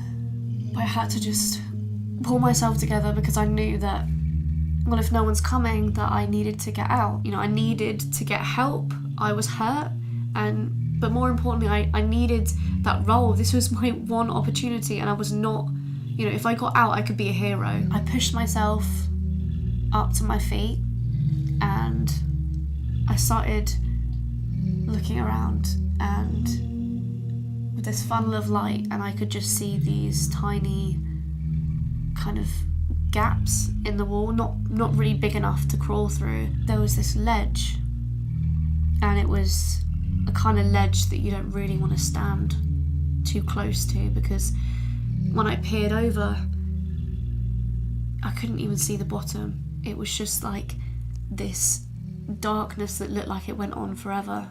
I know where I came from, I know I fell, so I was like, okay, I need to get up, I need to try and climb.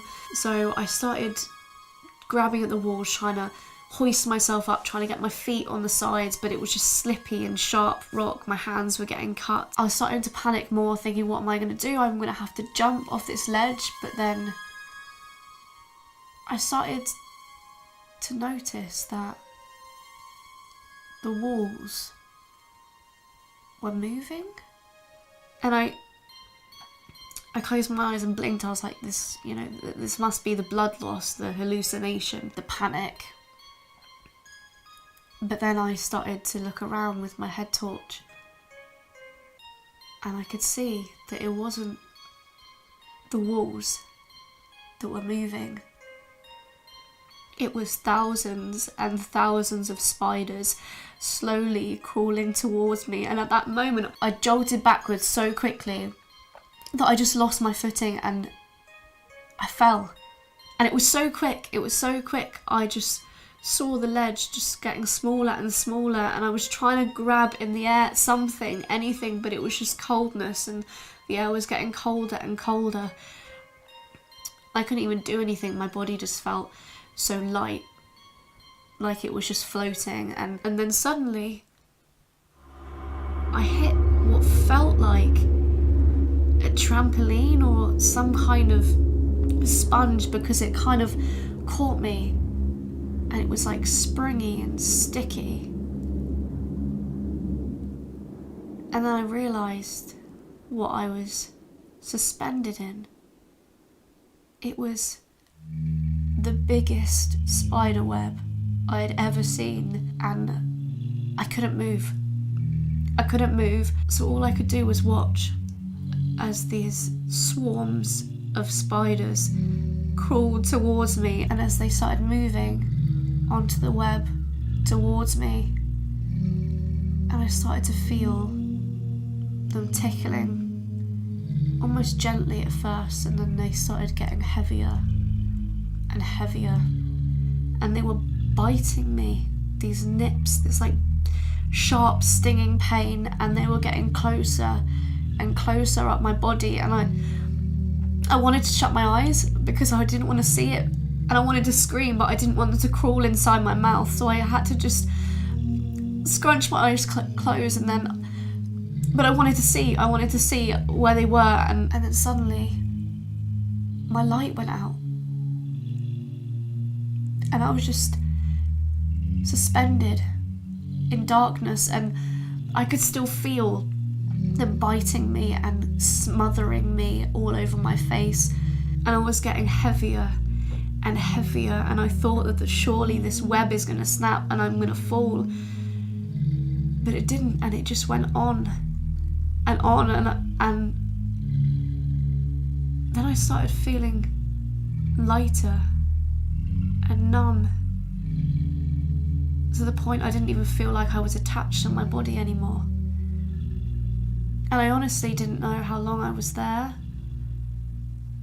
and I couldn't tell if I was dead or alive because it was just darkness. And I always thought there would be lights on me.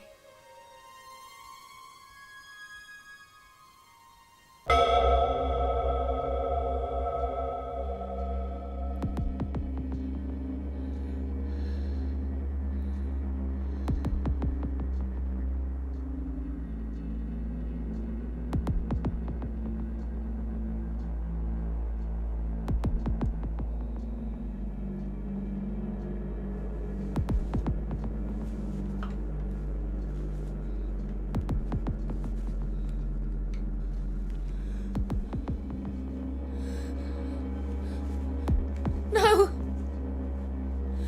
No! No! Stop! Stop! It's gone past the turning! It's gone past the turning! Please stop! Let me out! Stop! No! Let me out! Bitch of a car. It's overwritten my coordinates. It's not going where I told it to. Oh, for God's... Oh, no. Oh, no.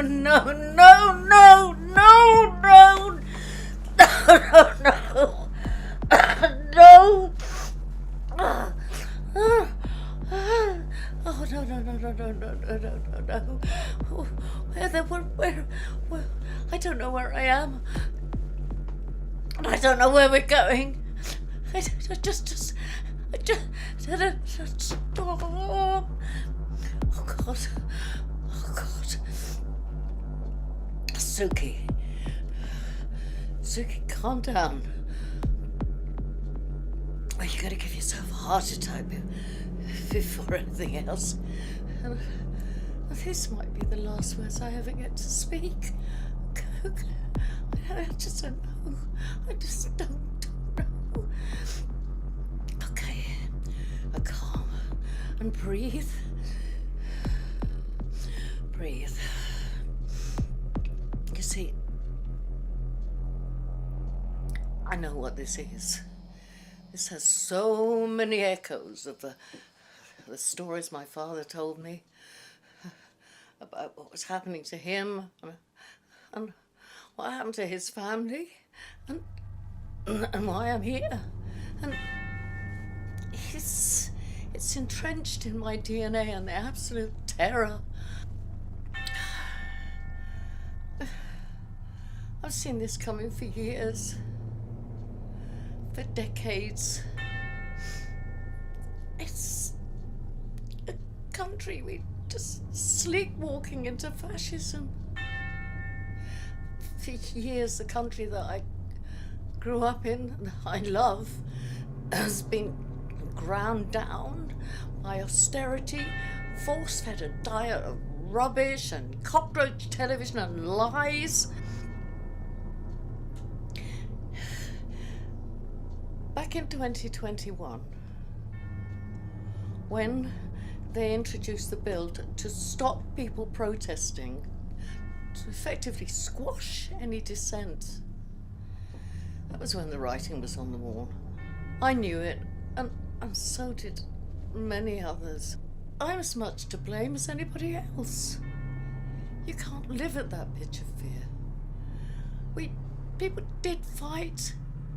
We did fight, but then any form of dissent was either ridiculed very effectively, I might say, or crushed viciously until you can't take it anymore. You just tell yourself, no, this isn't really happening. It's what you want is a bit of peace and a bit of quiet, and you tell yourself, no, it's not as bad as I think it is. I'm imagining things. I'm just paranoid. But it is real, and it is happening now. So, how did I get here then? Okay, so for many years, since I retired, I've been living in a beautiful little cottage with many friends, actively, independently. Oh yeah, the joy of my life, 2 lovely gardens which I'd nurtured and cared for and enjoyed. Absolutely adored them. Oh, such a lovely place, I do miss it. Until one stupid day, me, old Speedy Suki, in her haste, goes clambering up into a loft in such a rush, I hadn't secured the ladder. And the next thing, well,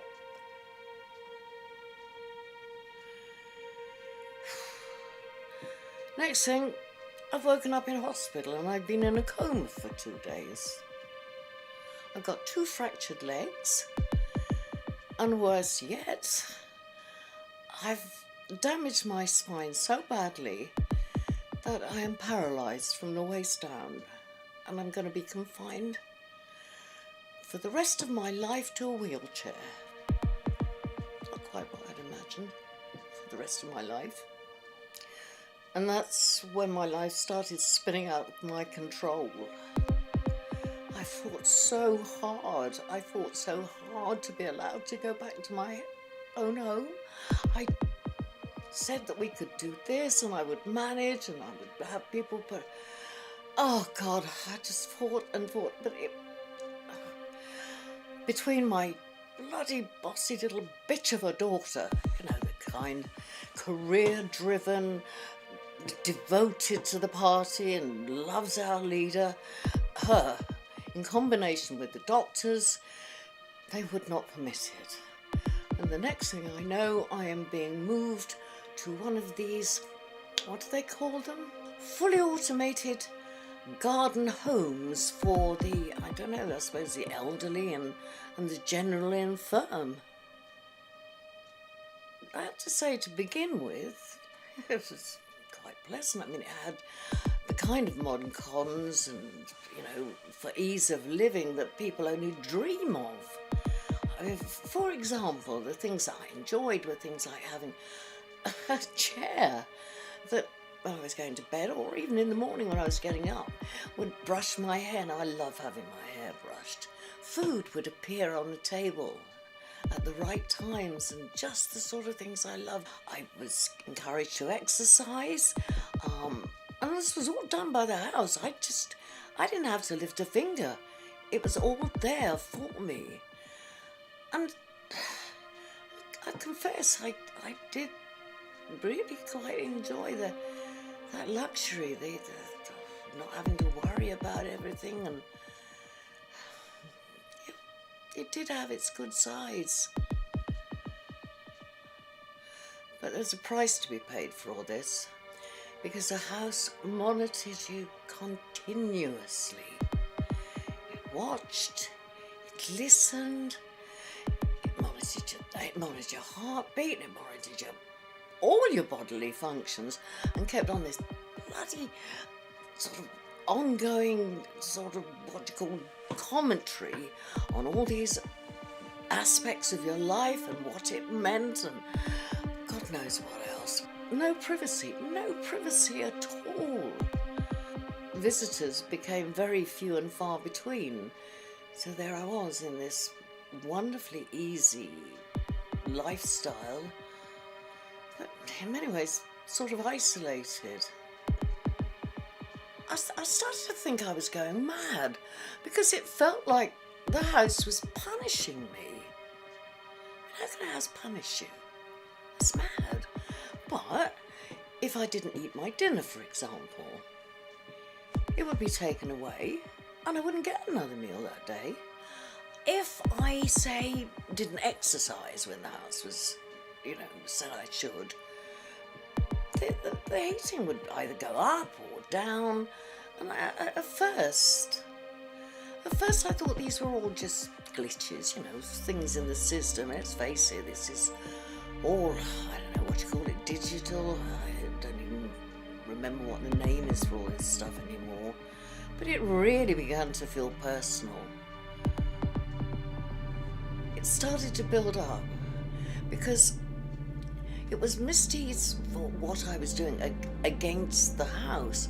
Plus, I was still publishing stuff on social media, which clearly it did not like.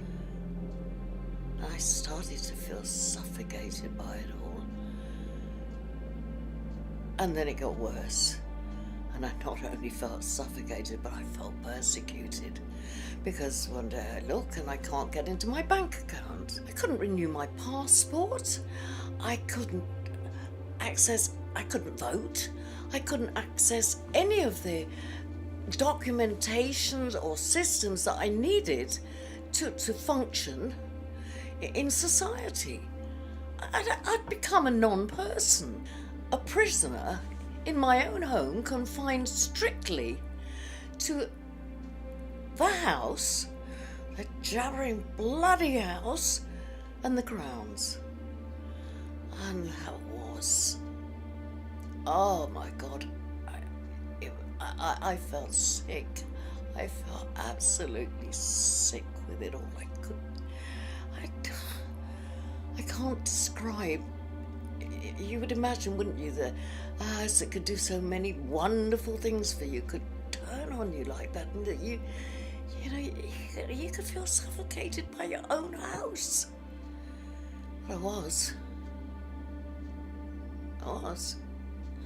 The only saving grace in this awful, horrendous situation I found myself in was that at least I still had access to the grounds, which I really took advantage of. So I obviously went out daily for walks, and also I'd met friends. I'd made a few friends while I had been living in this apartment.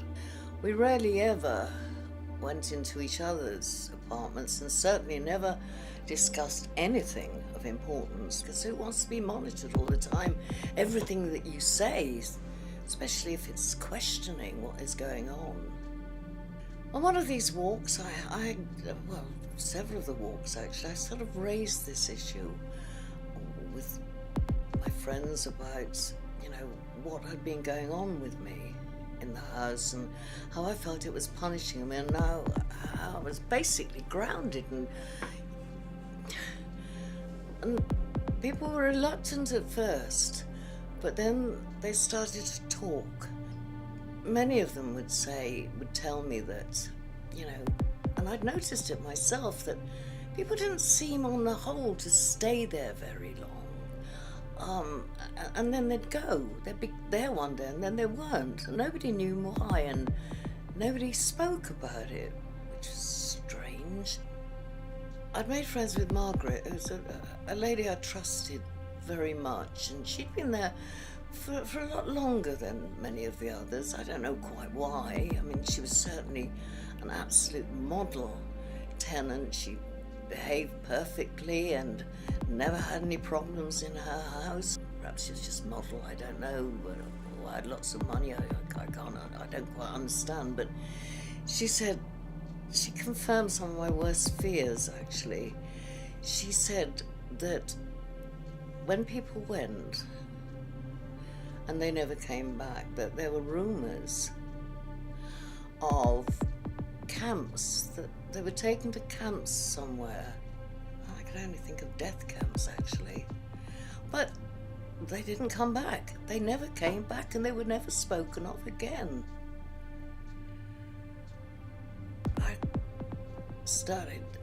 I was absolutely petrified. Then I started to remember about the people around me, where I lived in my own house, who suddenly left, and the houses seemed to be just abandoned. That was starting to get seriously worrying.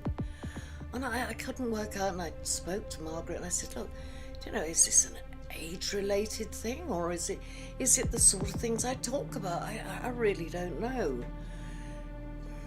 She couldn't reassure me, but all she did confirm was that it was a reality, that people did disappear and they were never heard of again. I was beside myself, absolutely beside myself. Your worst nightmares coming true. So I started thinking, and I had this plan. I thought, well, maybe if I take a leaf out of Margaret's book and I behave like the perfectly model citizen, then, and kind of the house had sort of implied that if I behaved myself and stopped my silly nonsense, almost that would seem to be the words, was that I would get some of my privileges back. For example, that I'd be able to go out of the grounds and maybe get some access to my cash. So, that is exactly what I did. Perfect behaviour. I mean, after all, they can't read your thoughts, can they? I was the model of a tenant. I did everything that was asked of me. I started to write complimentary things about our leader and the party and what it was doing for us all, and complimented the house. It sounds mad, doesn't it? Complimenting a house, but it seemed to work. After probably just over a week of this kind of behaviour, it was announced that I would in fact get some of my privileges back. I would be able to have some access to my cash, and I would be able to leave the house. I couldn't believe my luck. I could not believe my luck. I could now go outside the grounds and I could go into the town, which meant that I would be able to summon up a taxi and go to safety, to friends that I knew that would keep me safe.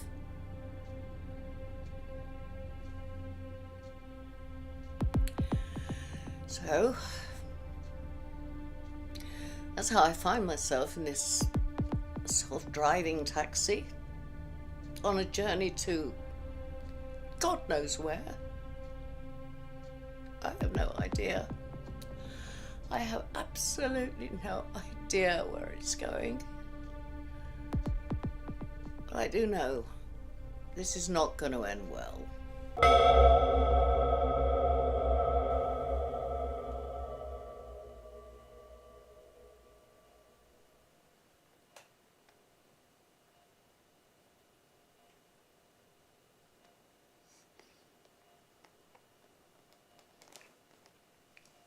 People always say that their kids are perfect. I never really believed it. But that was until me and my wife had Millie. My God. Millie is just perfect. Every time she looks at you, there's just this love. And her smile. I've never known a kid to smile as much. To just always be happy, even when you're telling them off. I mean, that's her defining trait. She's had asthma from a young age, and I suppose you deal with it, don't you? But she's been so brave. She's always smiling or laughing. She sees the humour in the world. She takes it all in her stride. She just defines perfection, really.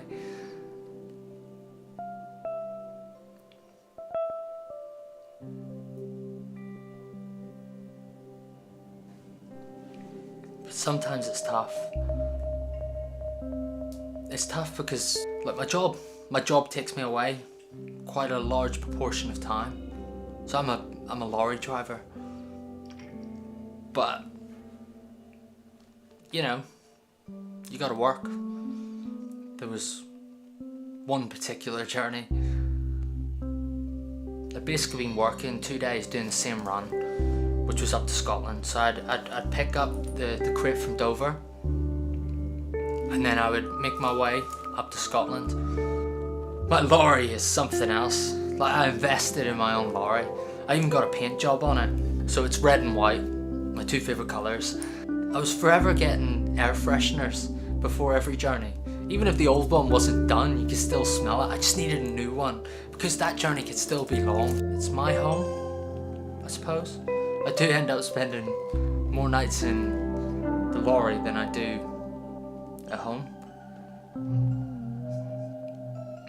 So yeah, I basically went and got the shipment that came in. Do all the paperwork, do all the normal stuff. It takes a while. Got that done and I set off on my way. And I always usually follow the same route. I take the A2, hit the M20, and then I'd always go up the M25 if I couldn't. Come up around the west, and then I'd hit the M40 just by Oxford. And then when you got to Birmingham, it was the M6, and then you always had the toll and stuff, and that's just a pain. And my stopping point then was plain sailing straight out the M6, just the other side of Carlisle, at a service station. I stopped off, and I could feel myself quite tired. I parked up in my usual spot.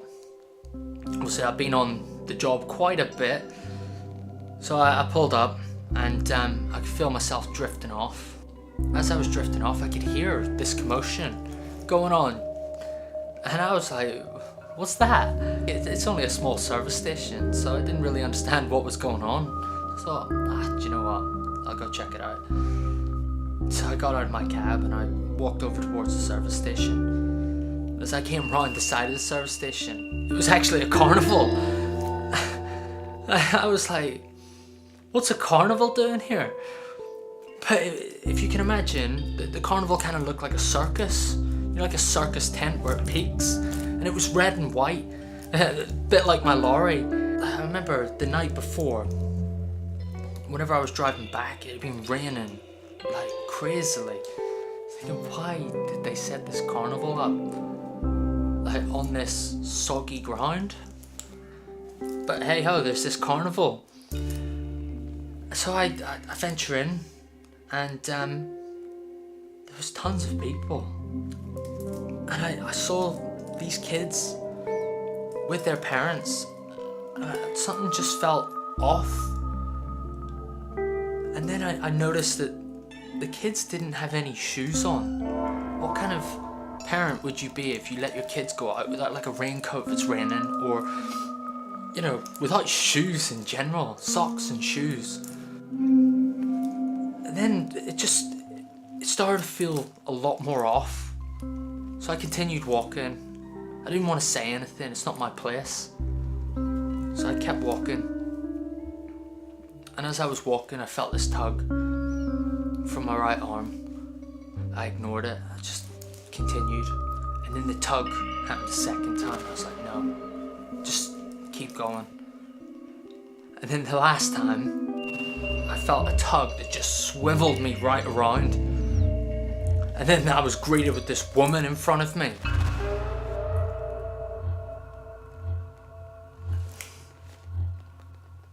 I can't even describe her.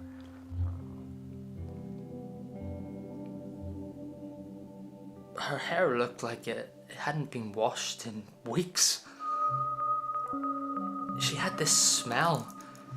I don't know if you've got cats, but you know when the cat litter needs to be changed or it's overdue a change, it's like that stale smell. She smelled like that. So rather than be confrontational, I was immediately kind of defensive and I backed off. And then she just sort of said some words at me. She told me that you're gonna find a cure for your daughter's asthma on this journey.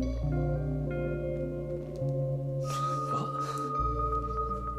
I was dumbfounded. What?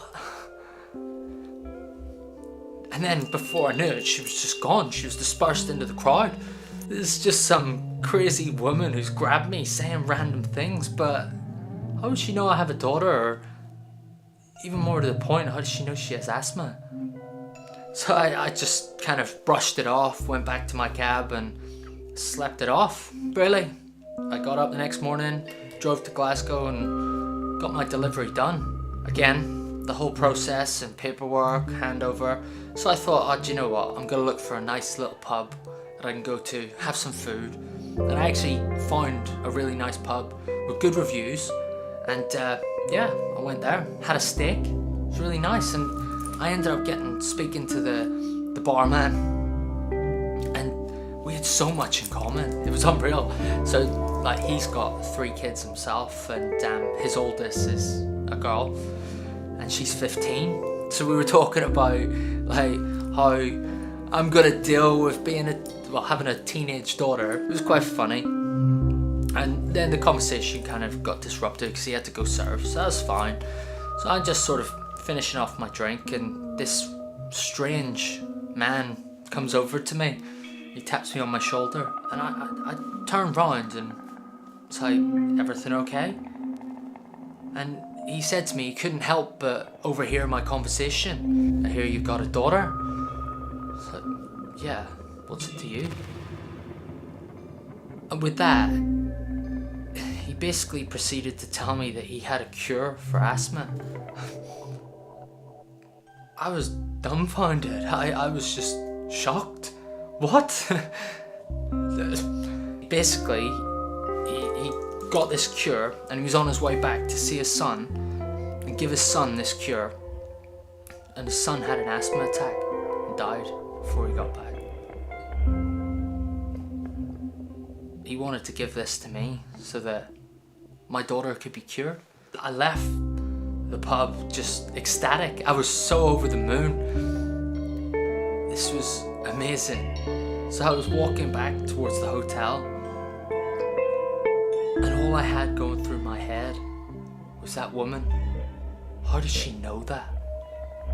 How did she know that? What else did she know? How did she know to approach me? How did she even know I had a daughter? Or how did she even know my daughter had asthma? Like, there was so many questions, and there was only one person that I was going to get them answers from. So I went back to the depot, And I got in my truck and I broke protocol. I broke the rules that I should not break, and I know that I shouldn't have done that. But I needed these answers. And I drove back to Carlisle, to that service station, to find her, to see what else she knew. And I drove faster than I probably should have done. And I hadn't slept as long as I should have slept.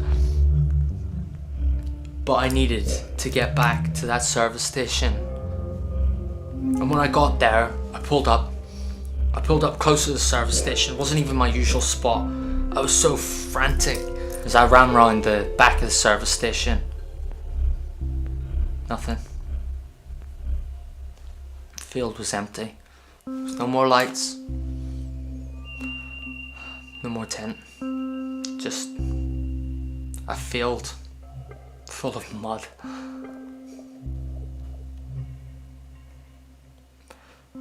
But then I kind of composed myself.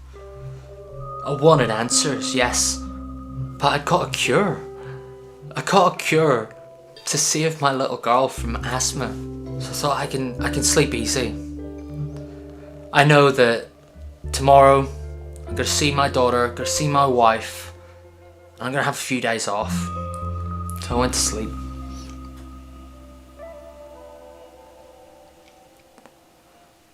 I was awoken by a smell. It wasn't a smell that was in my cab before I went to sleep. It was a smell that I recognised of dirty cat litter. Stale smell. And I shot up out of my bed, and before I could correct my eyes and focus on what was going on, I could tell there was someone sitting in the passenger seat of my lorry, in my cab. And then, before I could even address this person, I knew who it was. That woman.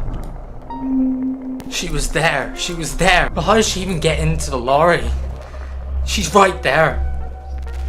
Before I can even react or say anything or ask anything, she just turned around and said some words that'll haunt me for the rest of my life. She said to me, "Your daughter will die before you get home."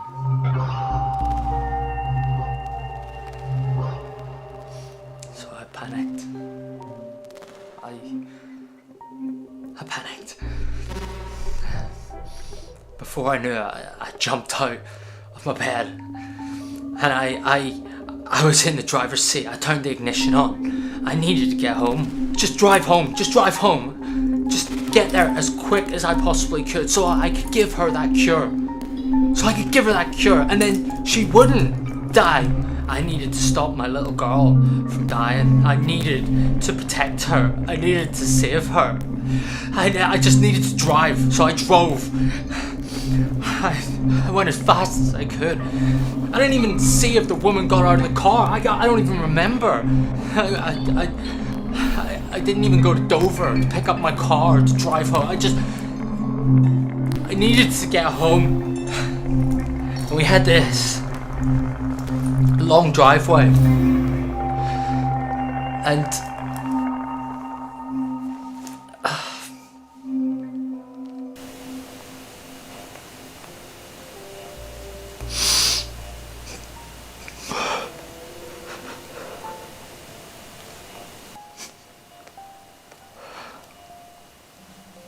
then I hit her.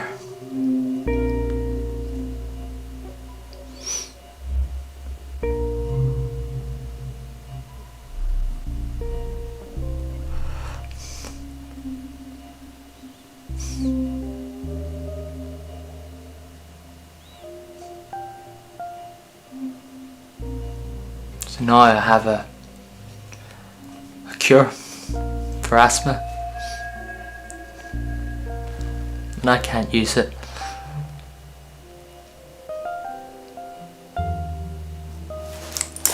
Do you think you might get any use out of it?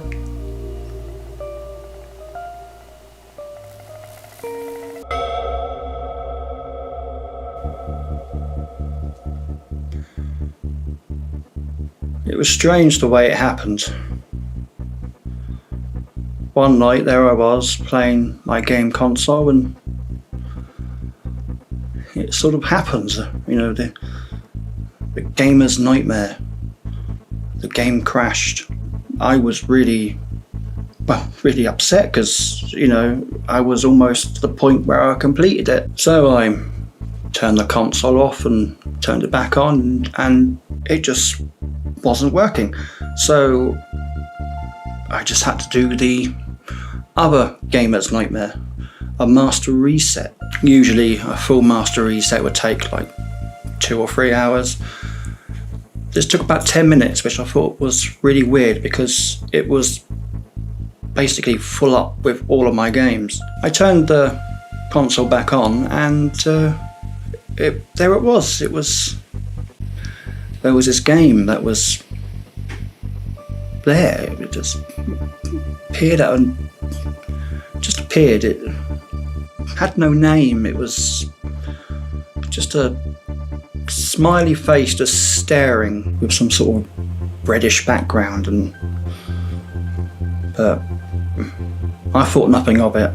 I had to do what any other gamer would do. I would have to get all my games back, all my save data back, everything. So, which would take hours, and it did take hours. So a few weeks went past when I was playing on my games and I got bored playing with them, or I've completed them and deleted them.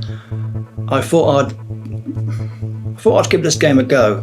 I turned the game on and the screen started flashing. Red, blue, green, purple, gold, silver, and then the screen went completely black.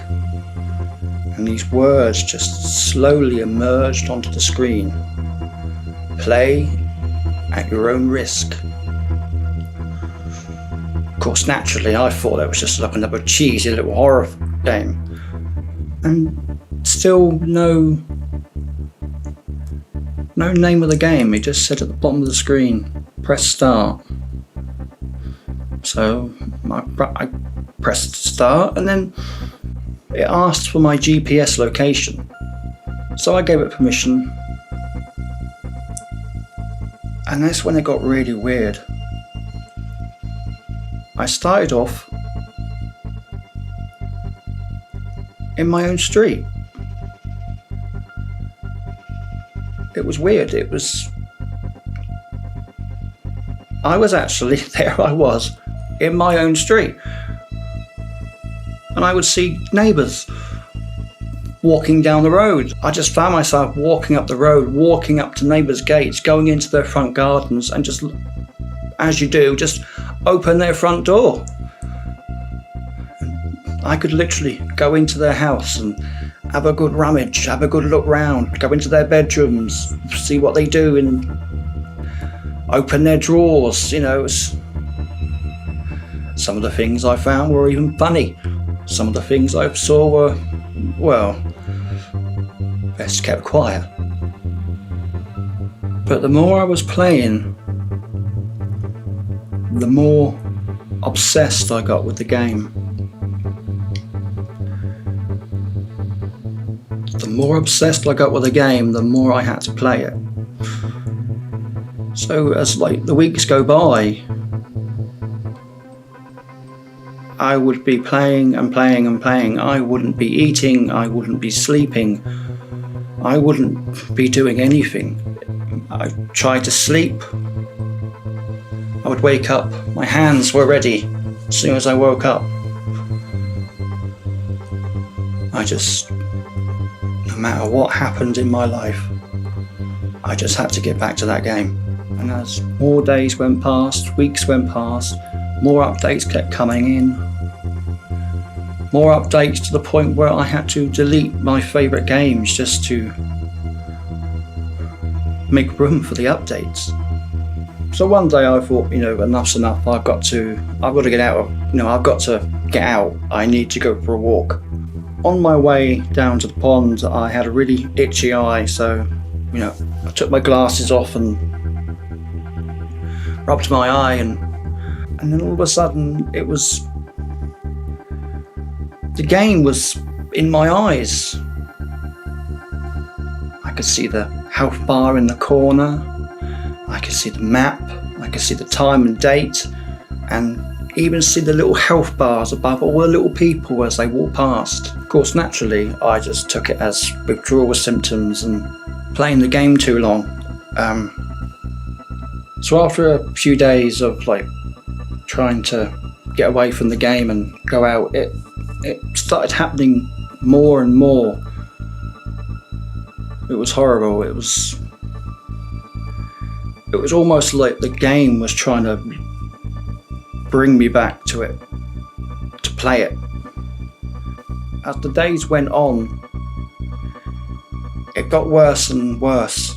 It's happening more and more.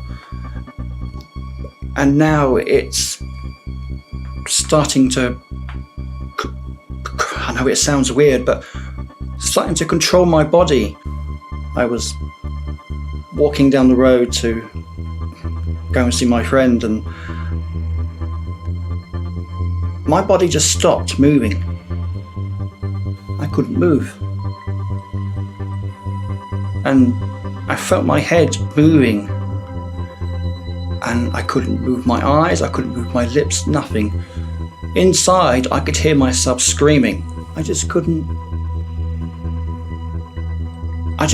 find the energy to move. I was just standing there watching some nice little old lady drinking her coffee outside a cafe. No idea why it made me stare at her. She just looked at me as if I was just some sort of freak, and I didn't like that. So she picked up her chair, turned it around so her back was facing me, and I thought, hopefully, I'll be able to move now, but no, I couldn't move. It was only until she waved to the manager or waitress or whoever it was that my body went limp and I was able to move. So I didn't want to cause a scene or anything, so I just walked off. I've never been so scared in my entire life. And I thought, I need to lie down. I can't walk anymore. I need to lie down. My eyes are hurting. I have a headache. I feel completely drained. So I managed to get home. I just collapsed on my bed and shut my eyes. When I opened them, I was in the middle of town, just splashing about in the fountain, shouting abuse and just waving me fists in the air like I was punching something. I don't know why I was doing that, but it was just a good thing that it was the middle of the night and there was nobody there, because not only would I have been reported, it would have been extremely embarrassing. As the days went on, it got worse and worse. And I started going out at night without realising. I'd open my eyes and there I was in the middle of town, or down some alley, or down some street, or whatever. And I wouldn't be able to control my body. I would just walk and barge past people and push people as if I was looking for a fight. That's not like me. I'm not a violent person. I wouldn't dream of hitting someone. I'd be too scared. I really would. But whatever was taken over me obviously wanted to fight. Luckily, nothing big came out of it. I got the occasional push back and a slap across the face. I just don't know why this was happening to me. So one night I was playing the game and I was walking down the road, still looking in people's houses and having a good nose, and all of a sudden it just flashed white on the screen, and which took me by surprise. And then it said, "Congratulations." What? I've not done anything. And then some words came up on the screen which I couldn't focus on really clear because it was all blurry, but as soon as it focused it said, "Now the real game begins." With that I dropped my controller, I stood up, walked out the door. I was no longer in control. I was literally 100% taken over. The visions of the game were, in my eyes, it was almost as if the computer game was now in my mind. I carried on walking and I stopped. In big red writing, it said, "Target found," which had never happened before. No idea what that meant. But then my head turned and saw this guy just walk past. He was obviously very well built. He had a red haze all over him. And I just watched him move along the road. My legs started to move and started to follow him in his direction. I was getting more and more afraid because I didn't know what was going to happen. I literally thought, if I pick a fight with him, he's going to kill me. The guy went down to an underpass and I followed him in what gamers would call a stealth mode. I was shouting, I was screaming for his attention. Nothing was coming out my mouth. And I don't think he would have heard me anyway because he had his headphones on and listening to very loud music. I got up close behind him and reached my hand out and gently laid it on his shoulder.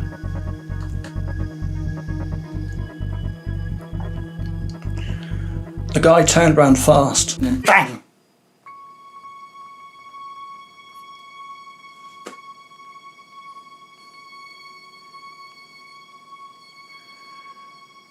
I snapped his neck. There I was, holding him. His eyes wide open, just staring at me. And I just let him go and he dropped straight to the floor. I wanted to run off, but I couldn't. And as I was looking at him,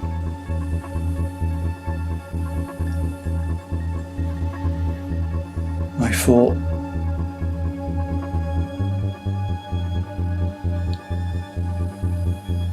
this is somebody's child, husband or partner, or he could even be a father. And with that, I just walked off. My legs started to move again and just stepped over him as if it was nothing. And I couldn't look back. I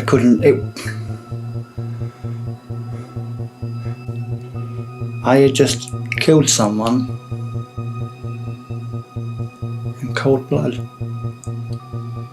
And it just went over my mind again and again and again. I was gonna get arrested. I was gonna go down for murder. I was gonna spend life in jail, and they're not gonna believe that it wasn't me. They're not gonna believe that someone's taken over me and But I know it wasn't me.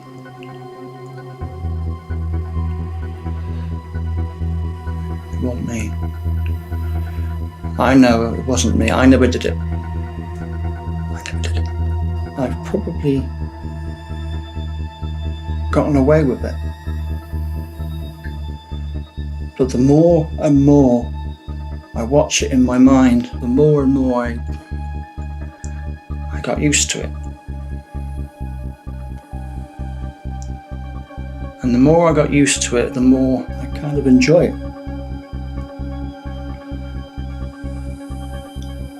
The more I enjoy it, the more I love it. I loved watching it over and over again.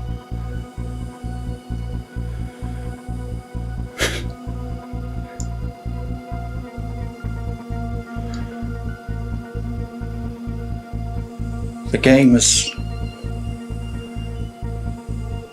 completely controlled my body now, and I know for a fact that it's going to kill again.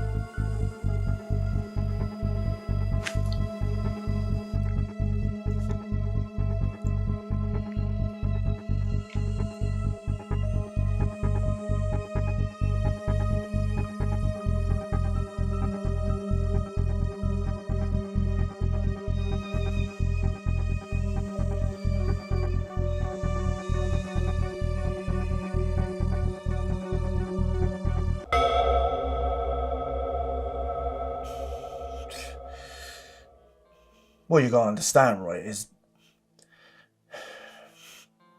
me, Max, Chris, and Phil, they're family to me. They're not just friends, and, you know, okay, we give each other shit, but we're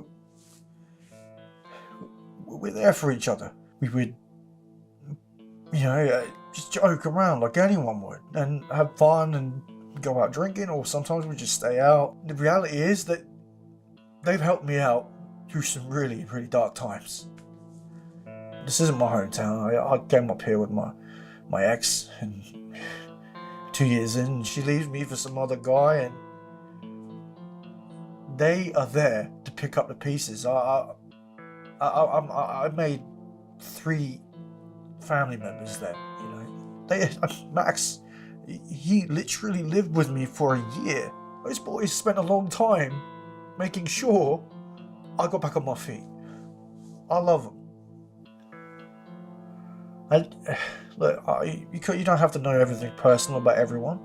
Everyone has secrets. Everyone keeps some things to themselves. Some things that you may be scared of, or you're fearful of, or you have phobia of. Now, the boys, they knew. They knew I had a fear of, like, storms and thunder, as pathetic as it sounds. But the truth is, they had no idea how bad it is.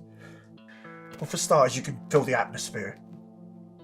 You know the birds are gone, so you know something's coming already. It's when the rain hits, and it's hard. You got the wind, it's howling, the whistling. The windows, you feel like it's just stretching and you just want to burst. The thunderous clap above you is just gigantic. There's nothing you can do about such powerful nature like that. Then you start seeing the lightning. And when it's further enough away, you get the flash. And then you know it's only a certain amount of time until you hear that clap, that boom. And the amount of paranoia and anxiety that drives in your body, for me, is insane. And it's overwhelming. And then when it's overhead, you get lightning, and it's bang, bang. The light is on the thunder, and you can see the forks. You can hear it. You hear those stories of people getting killed by trees falling on them because the lightning's hit it, or someone getting struck by lightning. Yeah, it's people, the survivors, even the people they're scarred with it, they got that lightning fork scar. Who wants to live with that? Who wants to get hit by that? And you get all these people just to sit outside because they're like, oh wow, it's a lightning storm. I love lightning. They're insane to me. That scares the living shit out of me. 1 in a million chance. I don't care about the odds. That's a phobia. And that terrifies me. I don't understand. I really don't understand how it doesn't terrify everyone.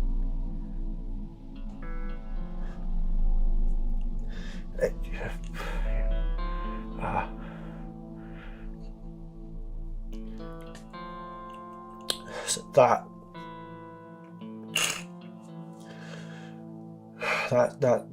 storm, that type of storm, is what happened on that night.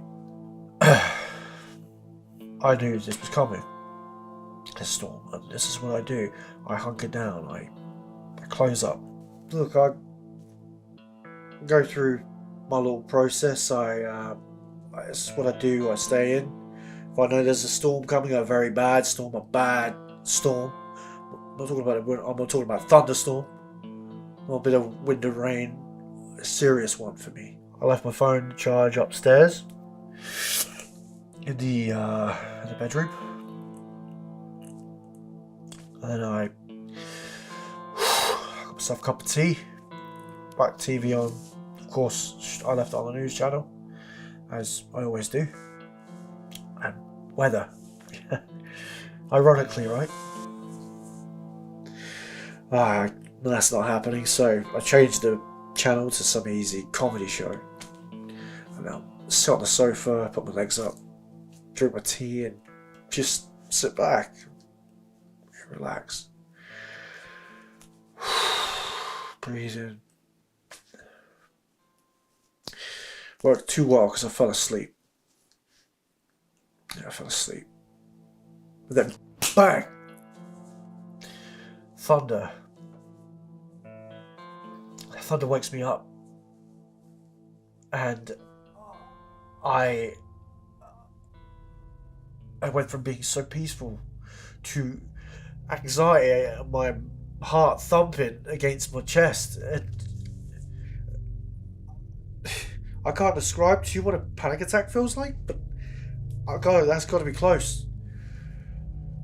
So my heart is hitting my chest, and I'm thinking, okay. What I turn the TV off. The flash of lightning, and I start to freak out, and then bang again, and I'm just like, okay. I check the window. Obviously, I can hear it before I get there, and the rain is so heavy against the window. It is raining so hard. It's so fucking hard. And I'm thinking, okay, I need to distract myself, so I'm gonna go and make a cup of tea, so we go to the kitchen. We do that. Bang. A little bit of flash that time. Bang again. Lightning strike. It's just... Then another flash. Sometimes they don't always come. And then that's it. I turn the kettle up when I'm like, right, okay. I need to check every door, every window to make sure nothing's going to blow in, even though the chances of that are so low. I got to do it. I check the back room door. I check the kitchen, garden door. Good. The front room. Good. The front door. Good. Then I check the front room window, and even though it's like almost trying to look for a bottle of water or fog, the rain is that hard. I can just about make him out right there, outside, across the street, just there. 3 of them, 2 or 3 of them. I can't even properly remember, but I remember seeing someone or something just there. Flash. Lightning. And I just brushed it off in my head. I was like, no, it's nothing. So I closed my eyes and I count 1, 2, 3, and priorities. What, just get to the centre of the house. Centre of the house. We're in. Walk backwards into the living room. From the living room to the dining room, and then just double check that conservatory door. Make sure it's good. It's good. This is the moment. I can't remember how long I was there for, but I said to myself, I was like, you're being delusional. You're being paranoid. You just please calm down. For a second, my mind silences, and I can hear the rain above me hitting the glass windows above me, hitting the door. As I'm just looking up, and through the window, a flash hits, and then I see it, and it is beautiful in a terrifying way, but it is beautiful. A fork of lightning, just, it's so beautiful.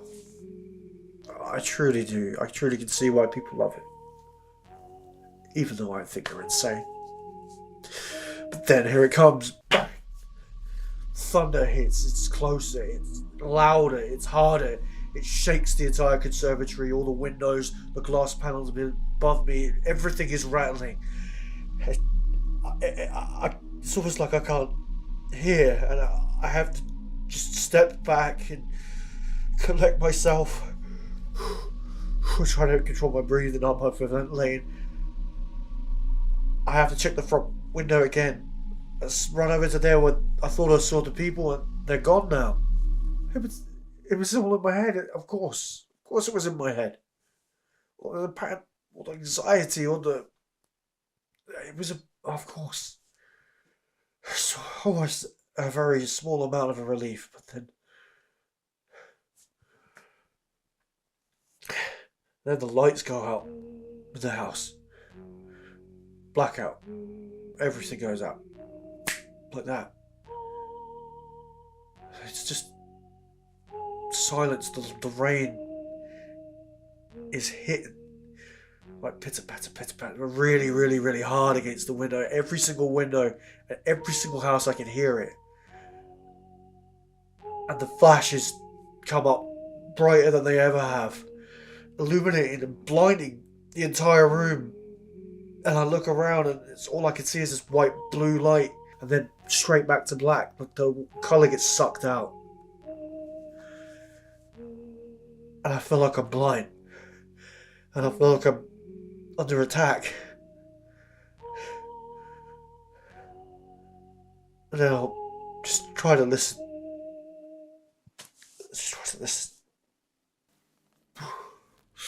Okay. Alright, you need to... Okay. Alright, you just need to prepare yourself. Alright? It's gonna be okay. Just brace. I know it's over. It's overhead. It's over us now. It's not coming. The flash isn't coming. And then I hear a footstep. The floorboard creaks over here. What? Just listen. Of course. It's in my head, isn't it? Of course it's in my head. Of course. It's in my head. That is what I thought. Until a silhouette. It's just the lightning. It hits. It lights everything up. And in that short glimpse, I see that garden door open. It's open. I know I fucking closed that because I checked it twice. No, so this ain't in my head, is it? So what is going on? And again, another footstep, another creak. They're in my fucking house. The people outside, they were there. I'm being invaded. I'm being invaded here. There's got fucking people in my house. It was fucking real. I was right. They're in my house. What am I? What am I gonna do? Okay. All right, just calm down. Okay, you're gonna be fine. I can hear him. He's walking now. He's coming down the hallway. He's coming towards me. Oh, I gotta do something. I can hear a dining room under the table. I'm under the table. I'm down. I'm under. Okay. I can hear the footsteps. One creak. Next. They're on the other side of that wall. There's another one. There's more than one. It's definitely more. I was right. I saw 3. I saw 2 or 3. There's someone in the kitchen here. And there's someone right over there. And I'm just under a table. It's okay.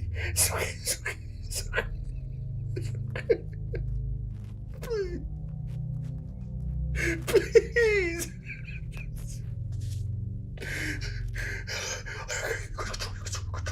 Control yourself. Please. Okay. And then another light. He's there. He's in the room. I didn't even know he's in the room. It's just.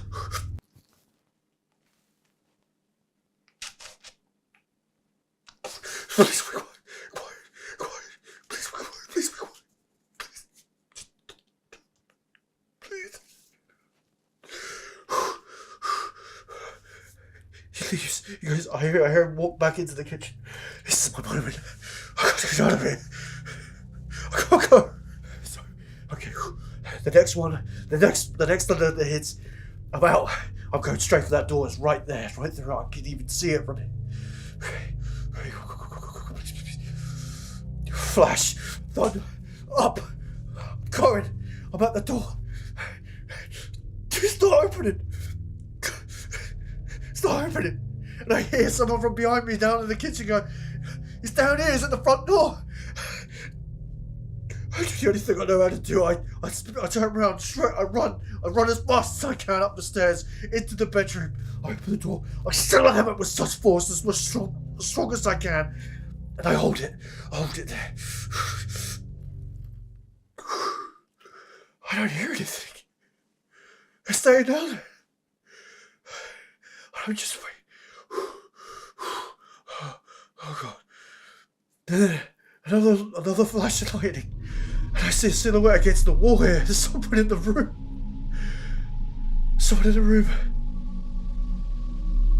And then I feel someone pressing my back like this. And then the thunderclap hits, and I lose it. I break, and I just turn round, I grab him, and I throw him, and I throw him out the window. I didn't mean to throw him so hard. He hit the window, and he smashed right through it. He went through to the conservatory, down. I fell down. I thought I was gonna get shot. I thought I was gonna die.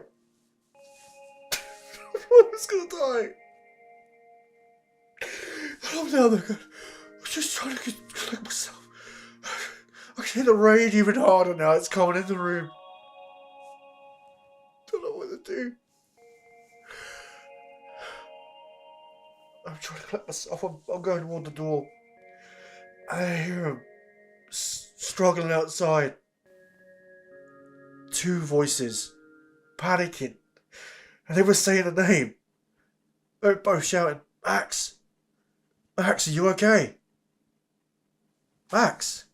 That is when I found a fear worse than the phobia I have. Is the moment I went toward that window. I looked over and I looked down through the broken glass and the hole that was left. And I looked down. And there he was. I saw Max's face. I saw his eyes. And his head.